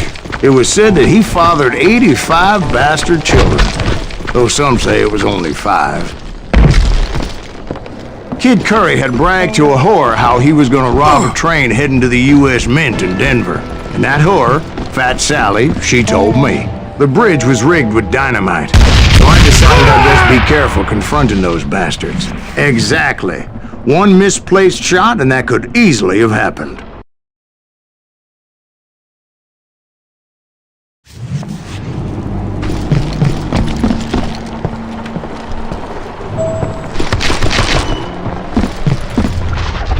A moment later, I saw a ladder that somehow had escaped my attention.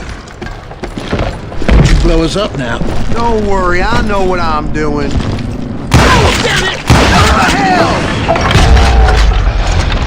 It appeared the kid had found a number of new recruits to bolster their ranks.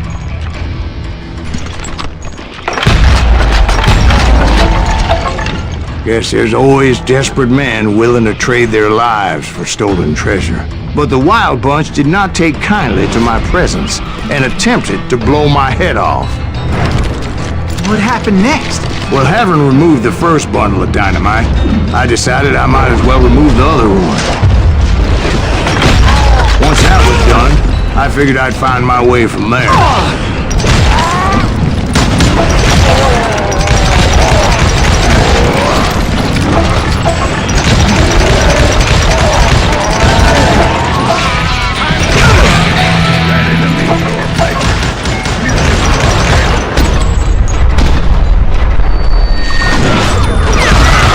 So, what happened then? Had to remove more of that damn dynamite.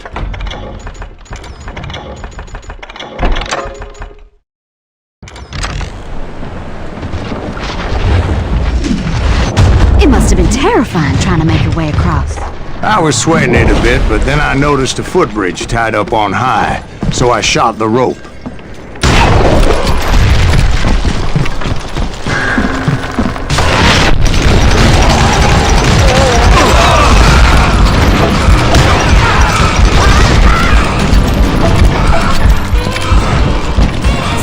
All the dynamite? Funny you should mention that, darling.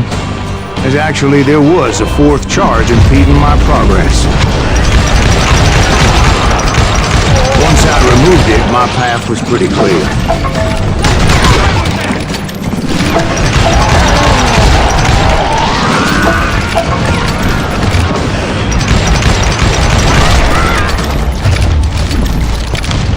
So I proceeded onward. I realized that that way just wasn't going to work. I needed an alternate path forward.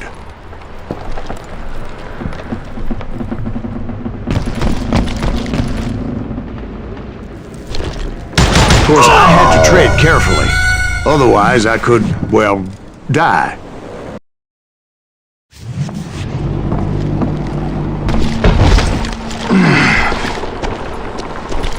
Luckily, I found a cave, and as I made my way back to the bridge, I saw something that concerned me. It was a long burning fuse, and it was moving fast as hell. I had to catch it.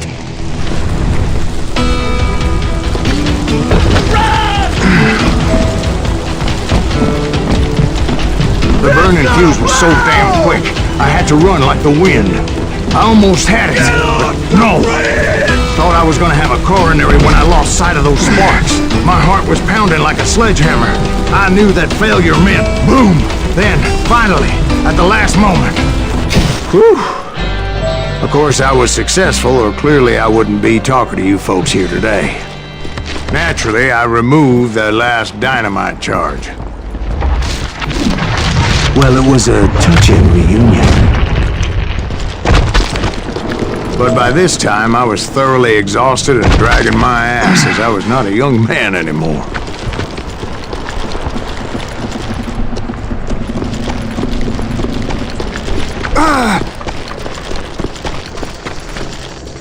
Kill that SUV! Make him bleed! Send him to forget! Finally, I found those boys.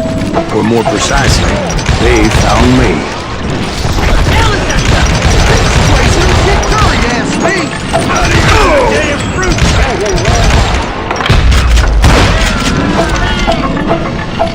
Just when I thought things couldn't get worse, Kid Curry opened up on me with a goddamn Gatling gun. It was hidden in this tunnel and pretty well shielded.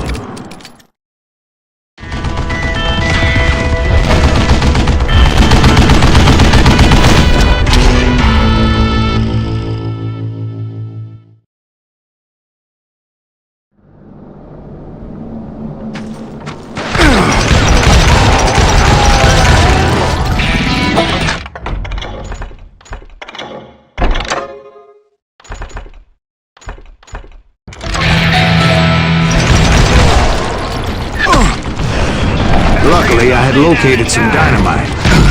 I still, however, had my work cut out for me.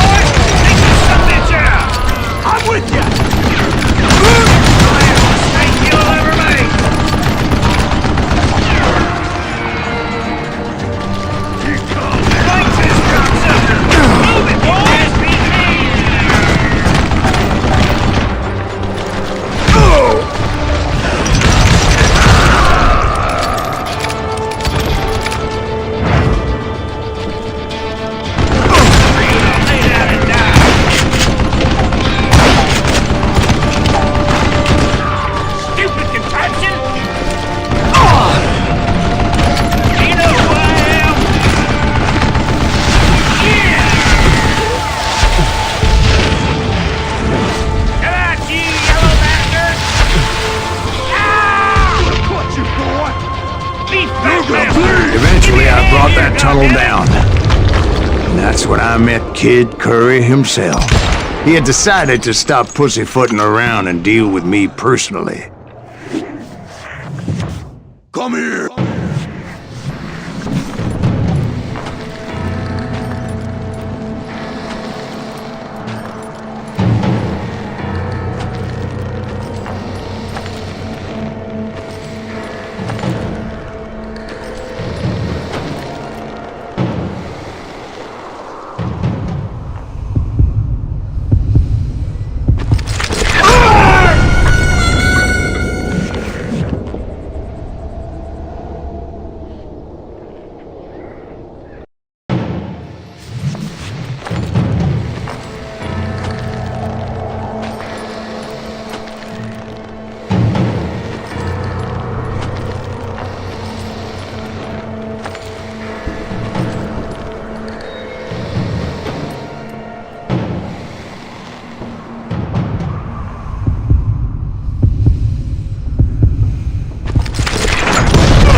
fast as he was.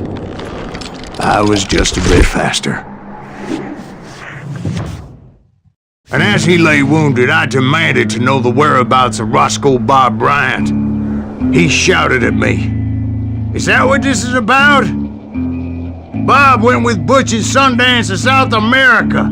You ain't never finding him.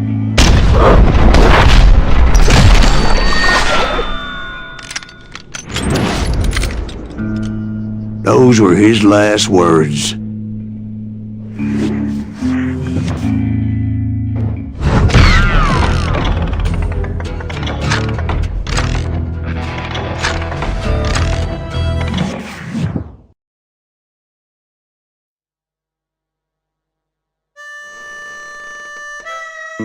So, Bob Bryant got away? I knew I'd never find him in South America. What about the other killer? Yeah, you kinda glossed over that one. Well, I found Jim not long after my showdown with Ringo. At the time, he was riding with the James Younger gang. Did I neglect to mention that?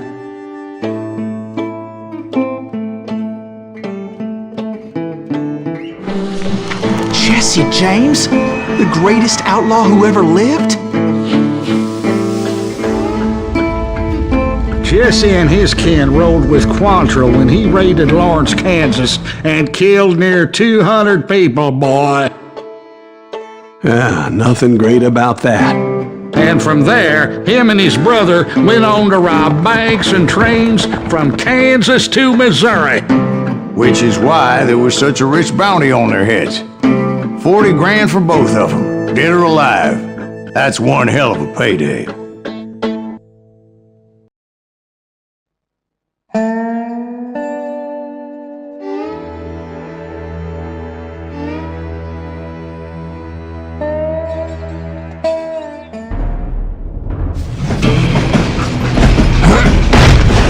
I confronted them as they were robbing a train. Bullets were flying at me from every which way. But I knew I'd have to find my way forward if I was gonna find this Jim.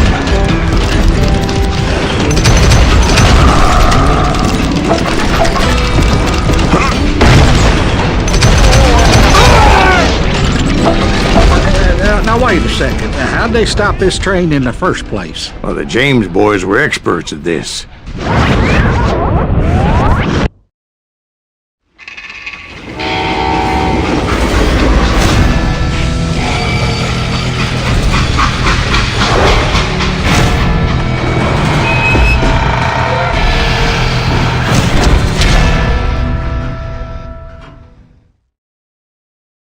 They hopped a freight train, having heard there was a big payroll in the express safe. So, I hopped the same train.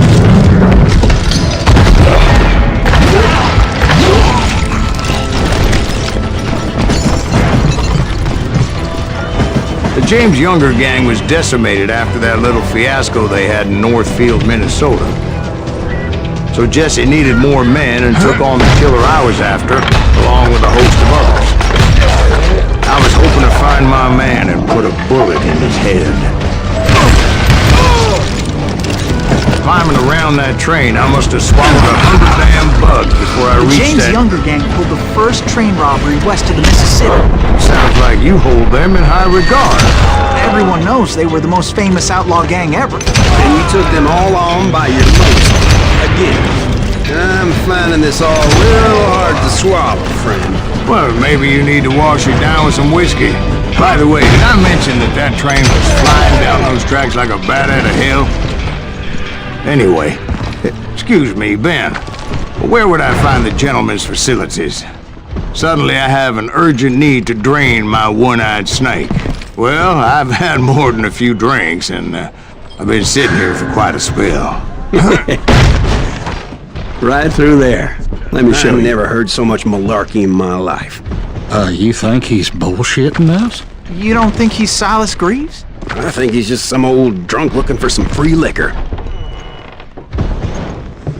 I don't know, Jack. I think I believe him. You don't think he met Jesse James? Oh, you gotta be kidding me. That story makes no sense at all. Jack. I mean, you gotta be 2 bricks short of a load to believe that cock and bull story. I don't agree.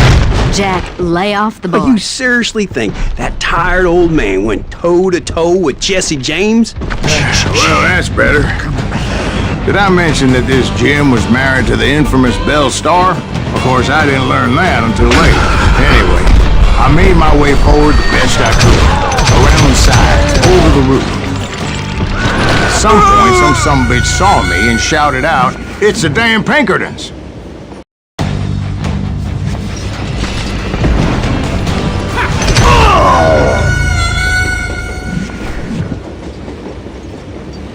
It was definitely safer on the inside of the train. At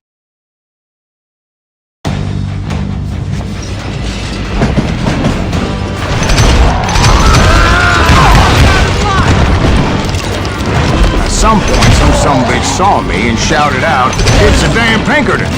It's the damn Pinkertons!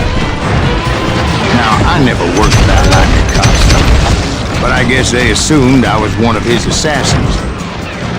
Those evil bastards firebombed Jesse's mother's house and killed his stepbrother.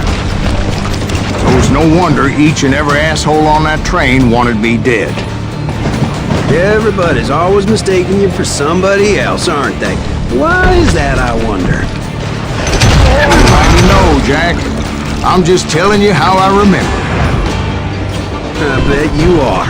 I came across a flat car piled high with logs and had to come up with a creative way to make my way home.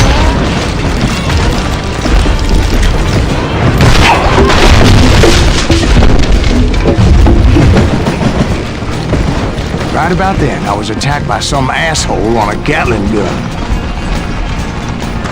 Yeah, seems like you run into a lot of them. Asshole? Gatling guns. Yes, I did. Now, I don't remember how I took it out. It was either a bullet or dynamite. Where would you find dynamite? Does it really matter, Jack? You're messing with the flow of the story here.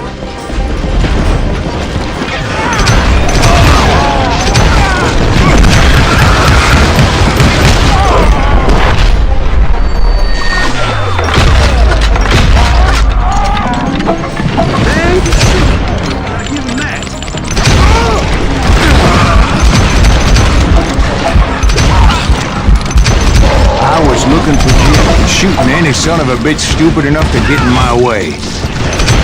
And that included Jesse James himself.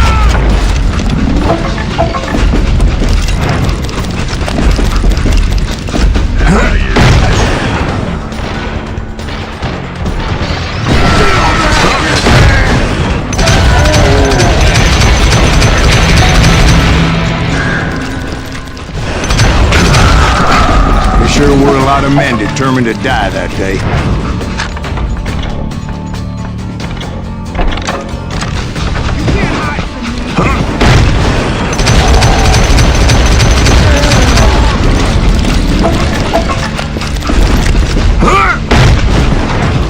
It was then that Jesse detached the express car from the rest of the damn train.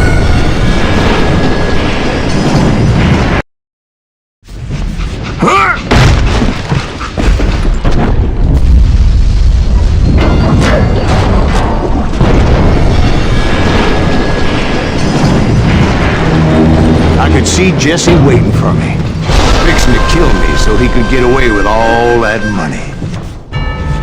You had a showdown with Jesse James? Of course he didn't. Everybody knows that Jesse was killed by Bob Ford. Yeah, Jesse went out like John Wesley Hardin. Coward shot him in the back of the head. Guess it doesn't matter how far you run, does it, Ben? Your past always catches up with you.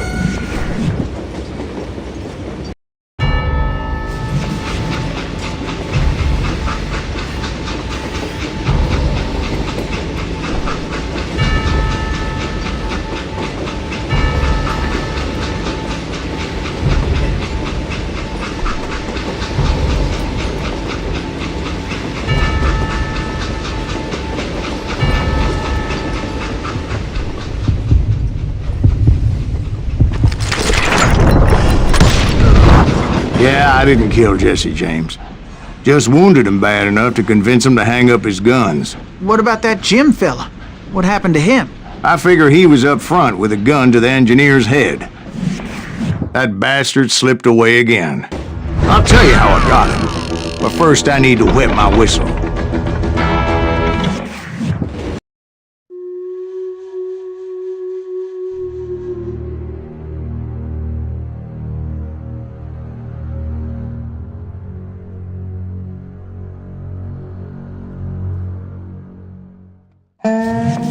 After my showdown with Jesse, I continued to track his brother, Frank, and that son-of-a-bitch Jim. I followed those bastards into the high mountains as they were going to ground. What mountains would that be? Somewhere in the Ozarks, I believe.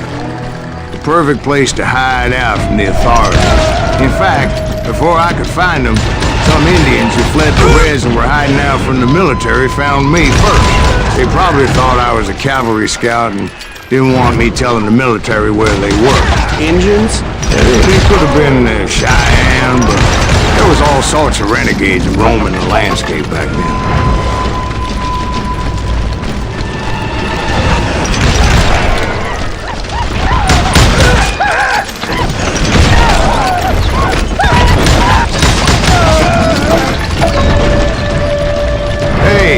How about another whiskey, Ben? Nothing better to soothe the troubled soul.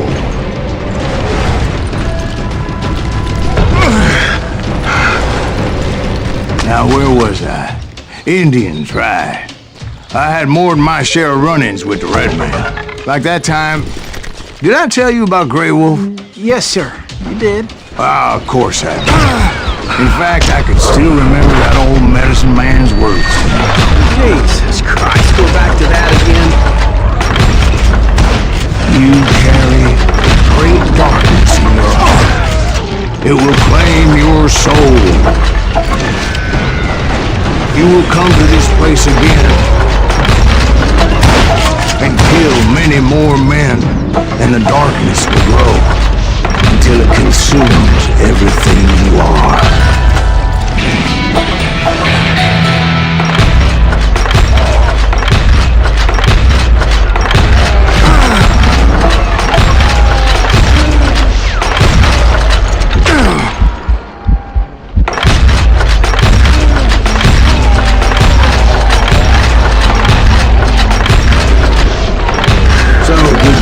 Find him. The man you were after. Let me ask you something, Ben.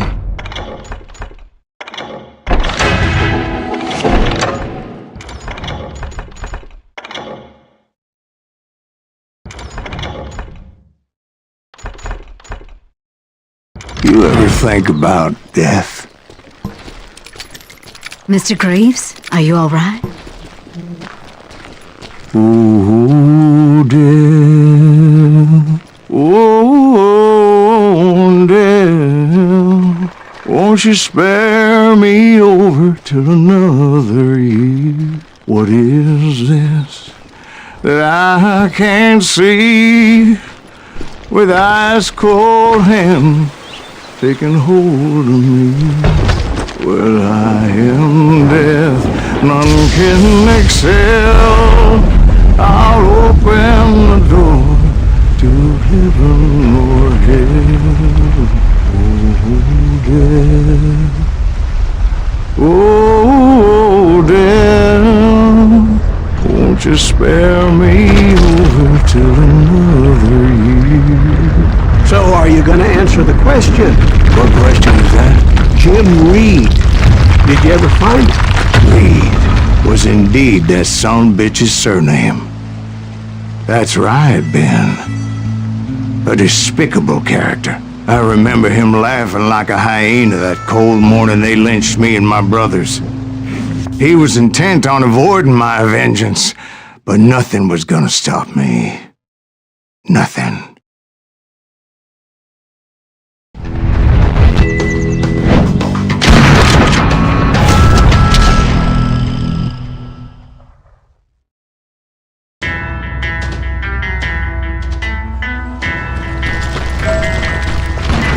I I finally did track those outlaws down. They had long rifles with scopes and were well positioned to pick off any poor soul who came anywhere close.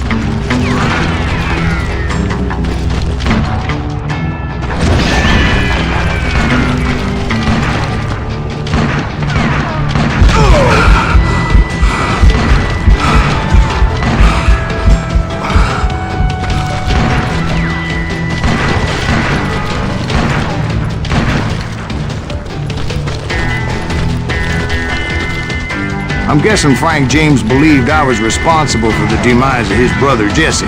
I couldn't really disagree with the man, as I thought Jesse was dead then as well. He backed off as I closed in on him, but he was still intent on killing me. And when I closed in on him again, he backed off again, looking for a better angle on me. Hell, I can't fault Frank for wanting his revenge, as I was there for the same damn reason myself. At this point, I'm guessing you think Silas Greaves is a worse murderer than Jim Reed ever was. No, sir. A man who spent half his life killing somebody's brothers, fathers, sons. I think you were just looking for justice, sir. Is that what I was looking for, Dwight? Is that what it was? Justice? Isn't that why you were hunting the James gang? The James gang. Right. I finally found Frank holed up in his mountain cabin. He was determined to have me dead. It was a pitched battle that could have gone either way. Luckily, I had some dynamite in my possession. Dynamite? On your person? A few sticks, just in case. It's always good to be prepared. Right. I'm just laying out the facts as I remember them, Jack. That son of a bitch! Take him out! He's just one man! Put him down! I want that bastard dead!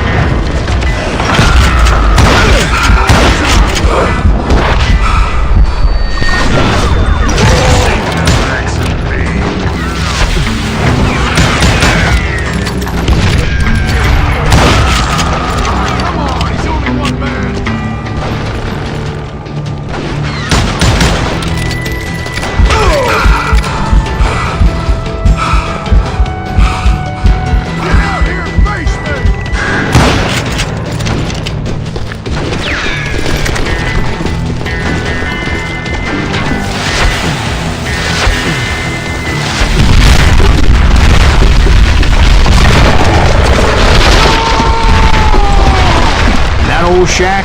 Well, it went tumbling right off that cliff. Is Frank James still in it? Yes, sir. But Frank James is still alive, living in Missouri, showing folks around the family farm for 25 cents a tour. I didn't say he died in the fall, now did I?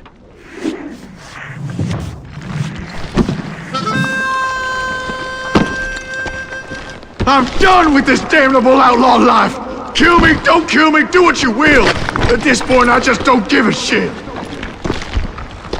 I explained to Frank that I had nothing against him personally and that I was looking for someone else. You want Reed? Have at him! I never did like that bastard! I am done here!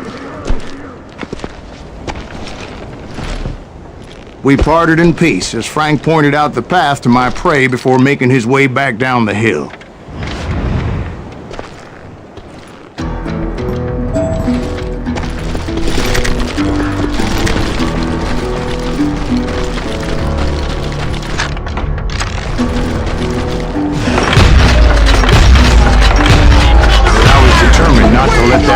Escape my revenge again. So, what happened with Reed? Well, I finally found the last of the gang hiding in a nearby cave. First, I had to dispatch the lookouts. But rather than wander in willy-nilly, I decided it would be better to smoke that sumbitch out. Hey, Reed! I shouted. No wonder you're so ornery. Can't be easy being married to Belle Starr. While you're off providing for the family, she's spreading her legs for every Tom, Dick, and Cole Younger. Not an attractive woman exactly, but very friendly. At least she was to me. Son of a bitch! It was then that the last bunch of bandits jumped out of hiding. Why won't this asshole give up? Will someone please kill him?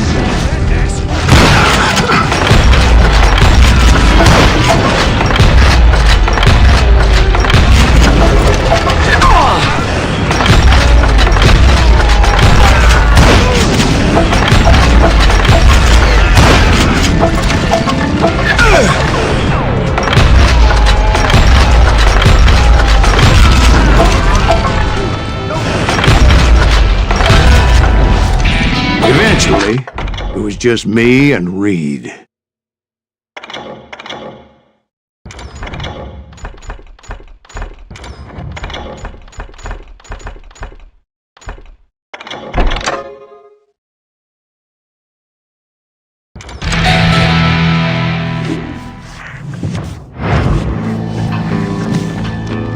I had waited a long time to face him down, so I could repay him for what he did to my brothers.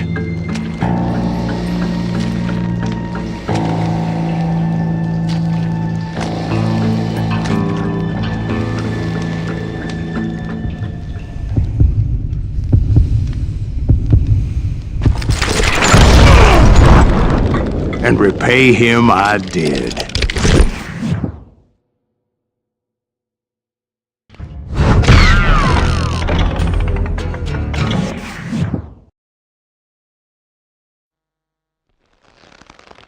Well, I don't know about you boys, but I'm pretty beat. Well, it's too damn bad you never found that Bob character.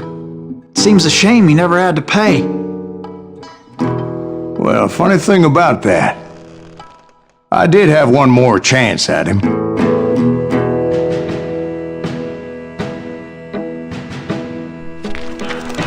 Six months ago, I heard that Butch and Sundance were back in the States and had gathered up some of their old gang. I tracked them down, hoping that Roscoe Bob Bryant had returned with them. So you're saying they didn't die down in Bolivia? That's what I'm saying.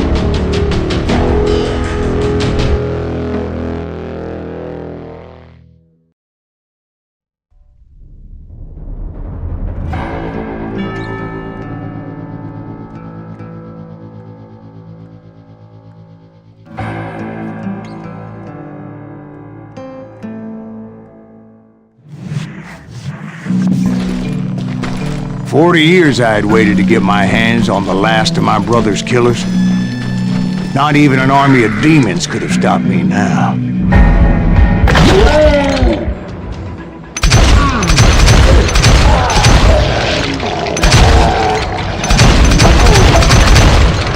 Both Johnny Ringo and Jim Reed fell fairly quickly. But the last one, Roscoe Bob Bryant, that son of a bitch had managed to escape my vengeance time and time again. I couldn't even be certain I'd recognize him after all those years. By now, he had to be close to 70. For all you know, he could have been dead. That thought had indeed crossed my mind, as did others. For instance, did my thirst for vengeance turn me into something worse than the man I'm? By this point in my storied career, I had killed more men than Bob Bryant ever had. Nothing could stop me from taking his life. I'd been after that killer forever. From the time I rode with Billy the Kid. But that chapter of my story you already know. Chapter of that fairy tale, you mean? Suddenly it was 1910. Here I was, an old man roaming a ghost town dead almost 2 decades. But I wasn't about to call it quits. Even though the ghosts of my dead brothers were begging me to end what I started so long ago. Mr. Graves, are you all right? Would you like some water? The Wild Bunch knew I was there. They were after a treasure they had hidden before they fled, buried in a grave with the dead of me. I intended to fill that grave with Bob Bryant's corpse. But like I said, the bandits knew I was on to them. They lured me in and hit me with everything they had.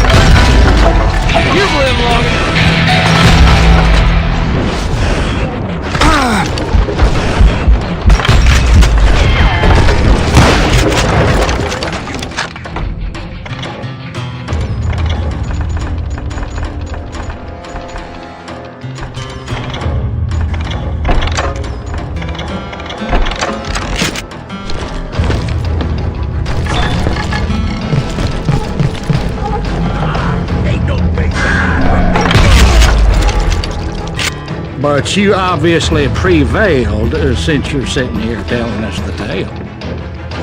Actually, in that moment, I did not prevail. So I suppose we're talking to a ghost. Funny you should put it like that, Jack.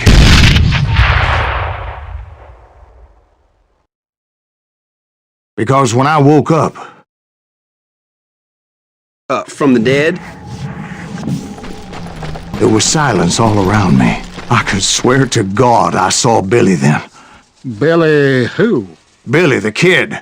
William Bonney. He was shooting at me from a rooftop. Here, there, even over there. So I am right. You are touched in the head. Mr. Greaves, perhaps we should switch you to coffee? You see that old Indian again, too? No, but I did see Billy's killer. Patrick Floyd Garrett. He came at me guns a-blazing. But I knew that old war horse had died 2 years before. I wondered if maybe I was dead too and confronting the ghosts of my past. Perhaps all my sins were coming back to haunt me and drag me down to perdition.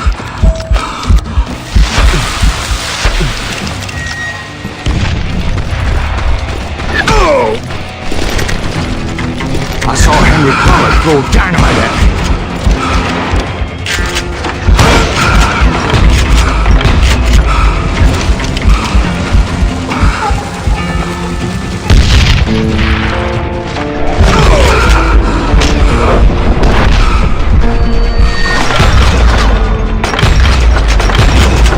In the gates of the cemetery, I saw John Wesley Hart, just like I remember him.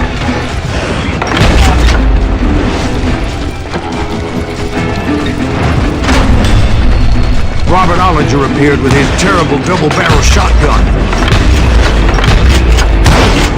But no ghost army was stopping me.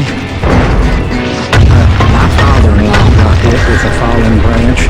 He spent the rest of his life talking to dogs. Newman Hayes Clown, William Grotius, John Peters Ringo, they all wanted me dead.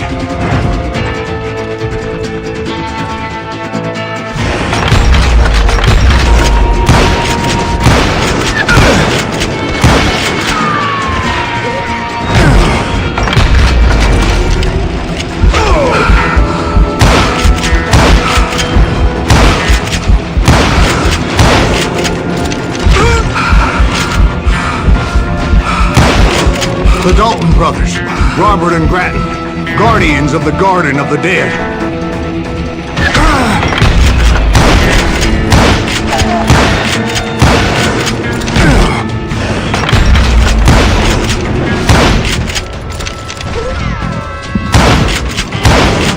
George Curry and Harvey Logan, alias Kid Curry, both thirsty for vengeance from the great beyond.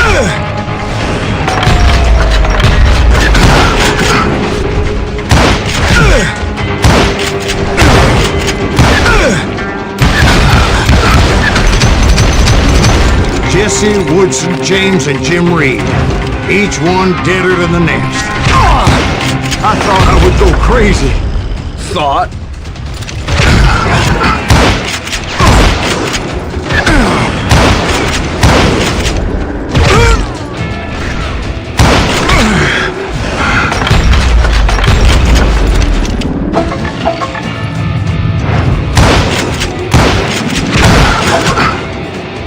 Finally, I saw Harry Alonzo Longabaugh. The Sundance Kid? Like a general leading his legion of the dead. You told us before that you'd seen a liar.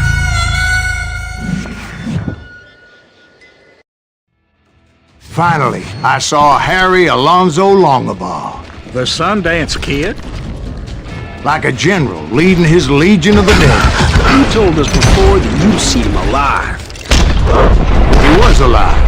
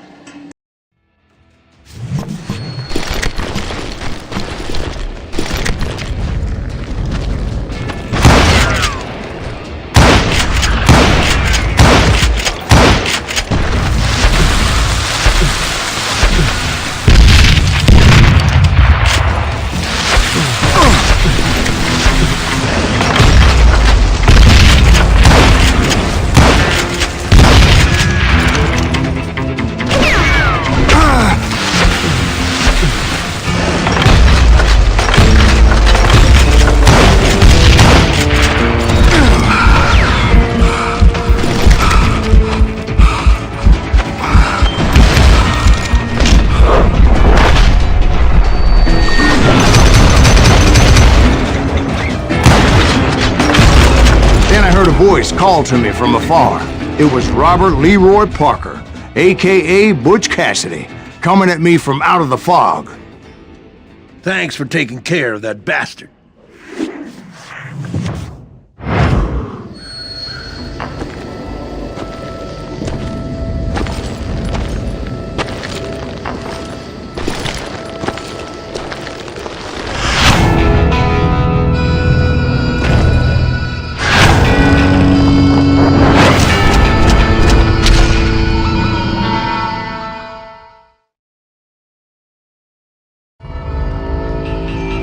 But the kid wasn't quite deceased. Not yet.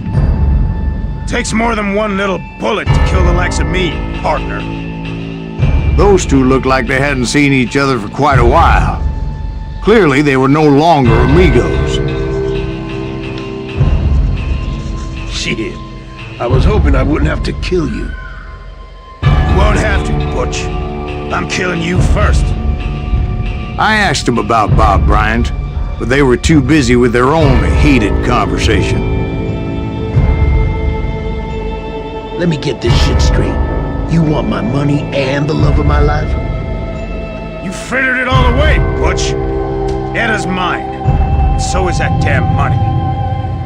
I didn't want to shoot anybody until I had an answer to my question, but those boys didn't give me much of a choice.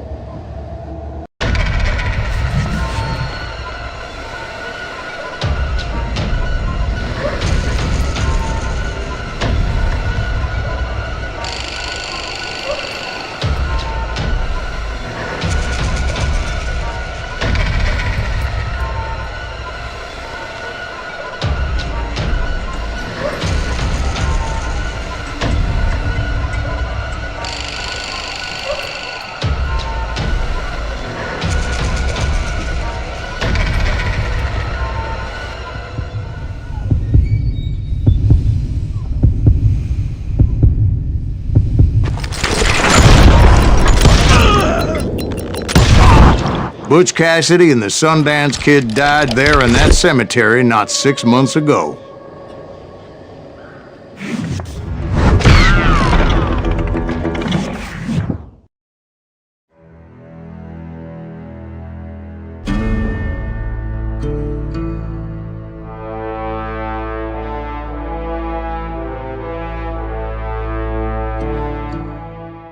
Butch Cassidy and the Sundance Kid were killed by the Bolivian army. Everybody knows that. That's the legend, but it ain't the truth.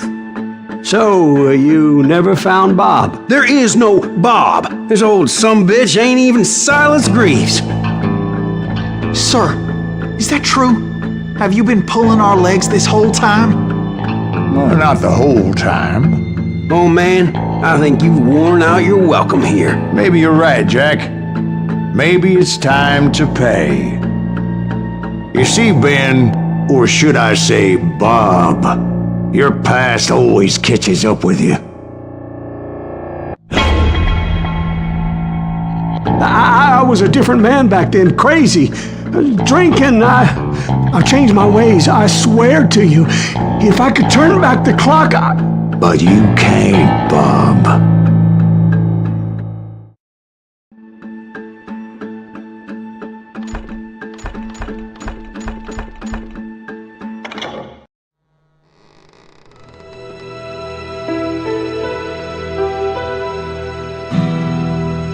Why'd you toy with me like that? Telling those tales, knowing all along.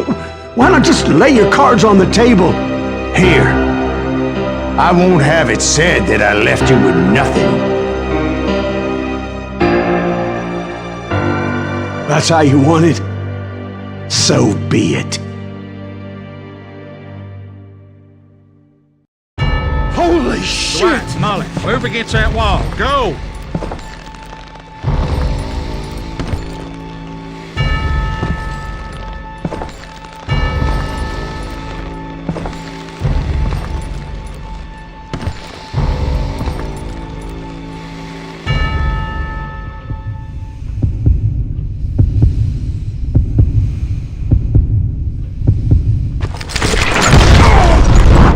Oh my God! Oh, Jesus!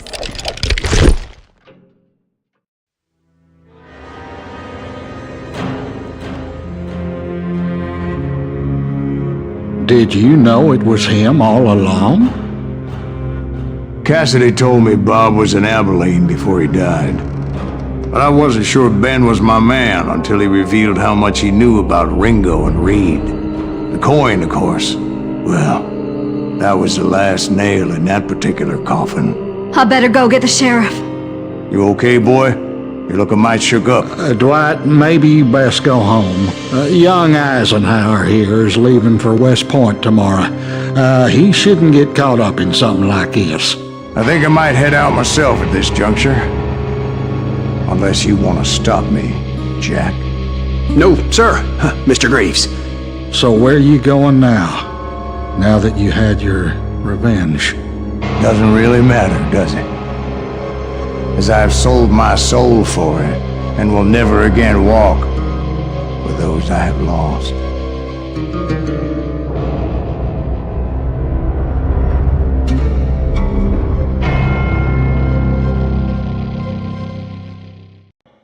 Ooh,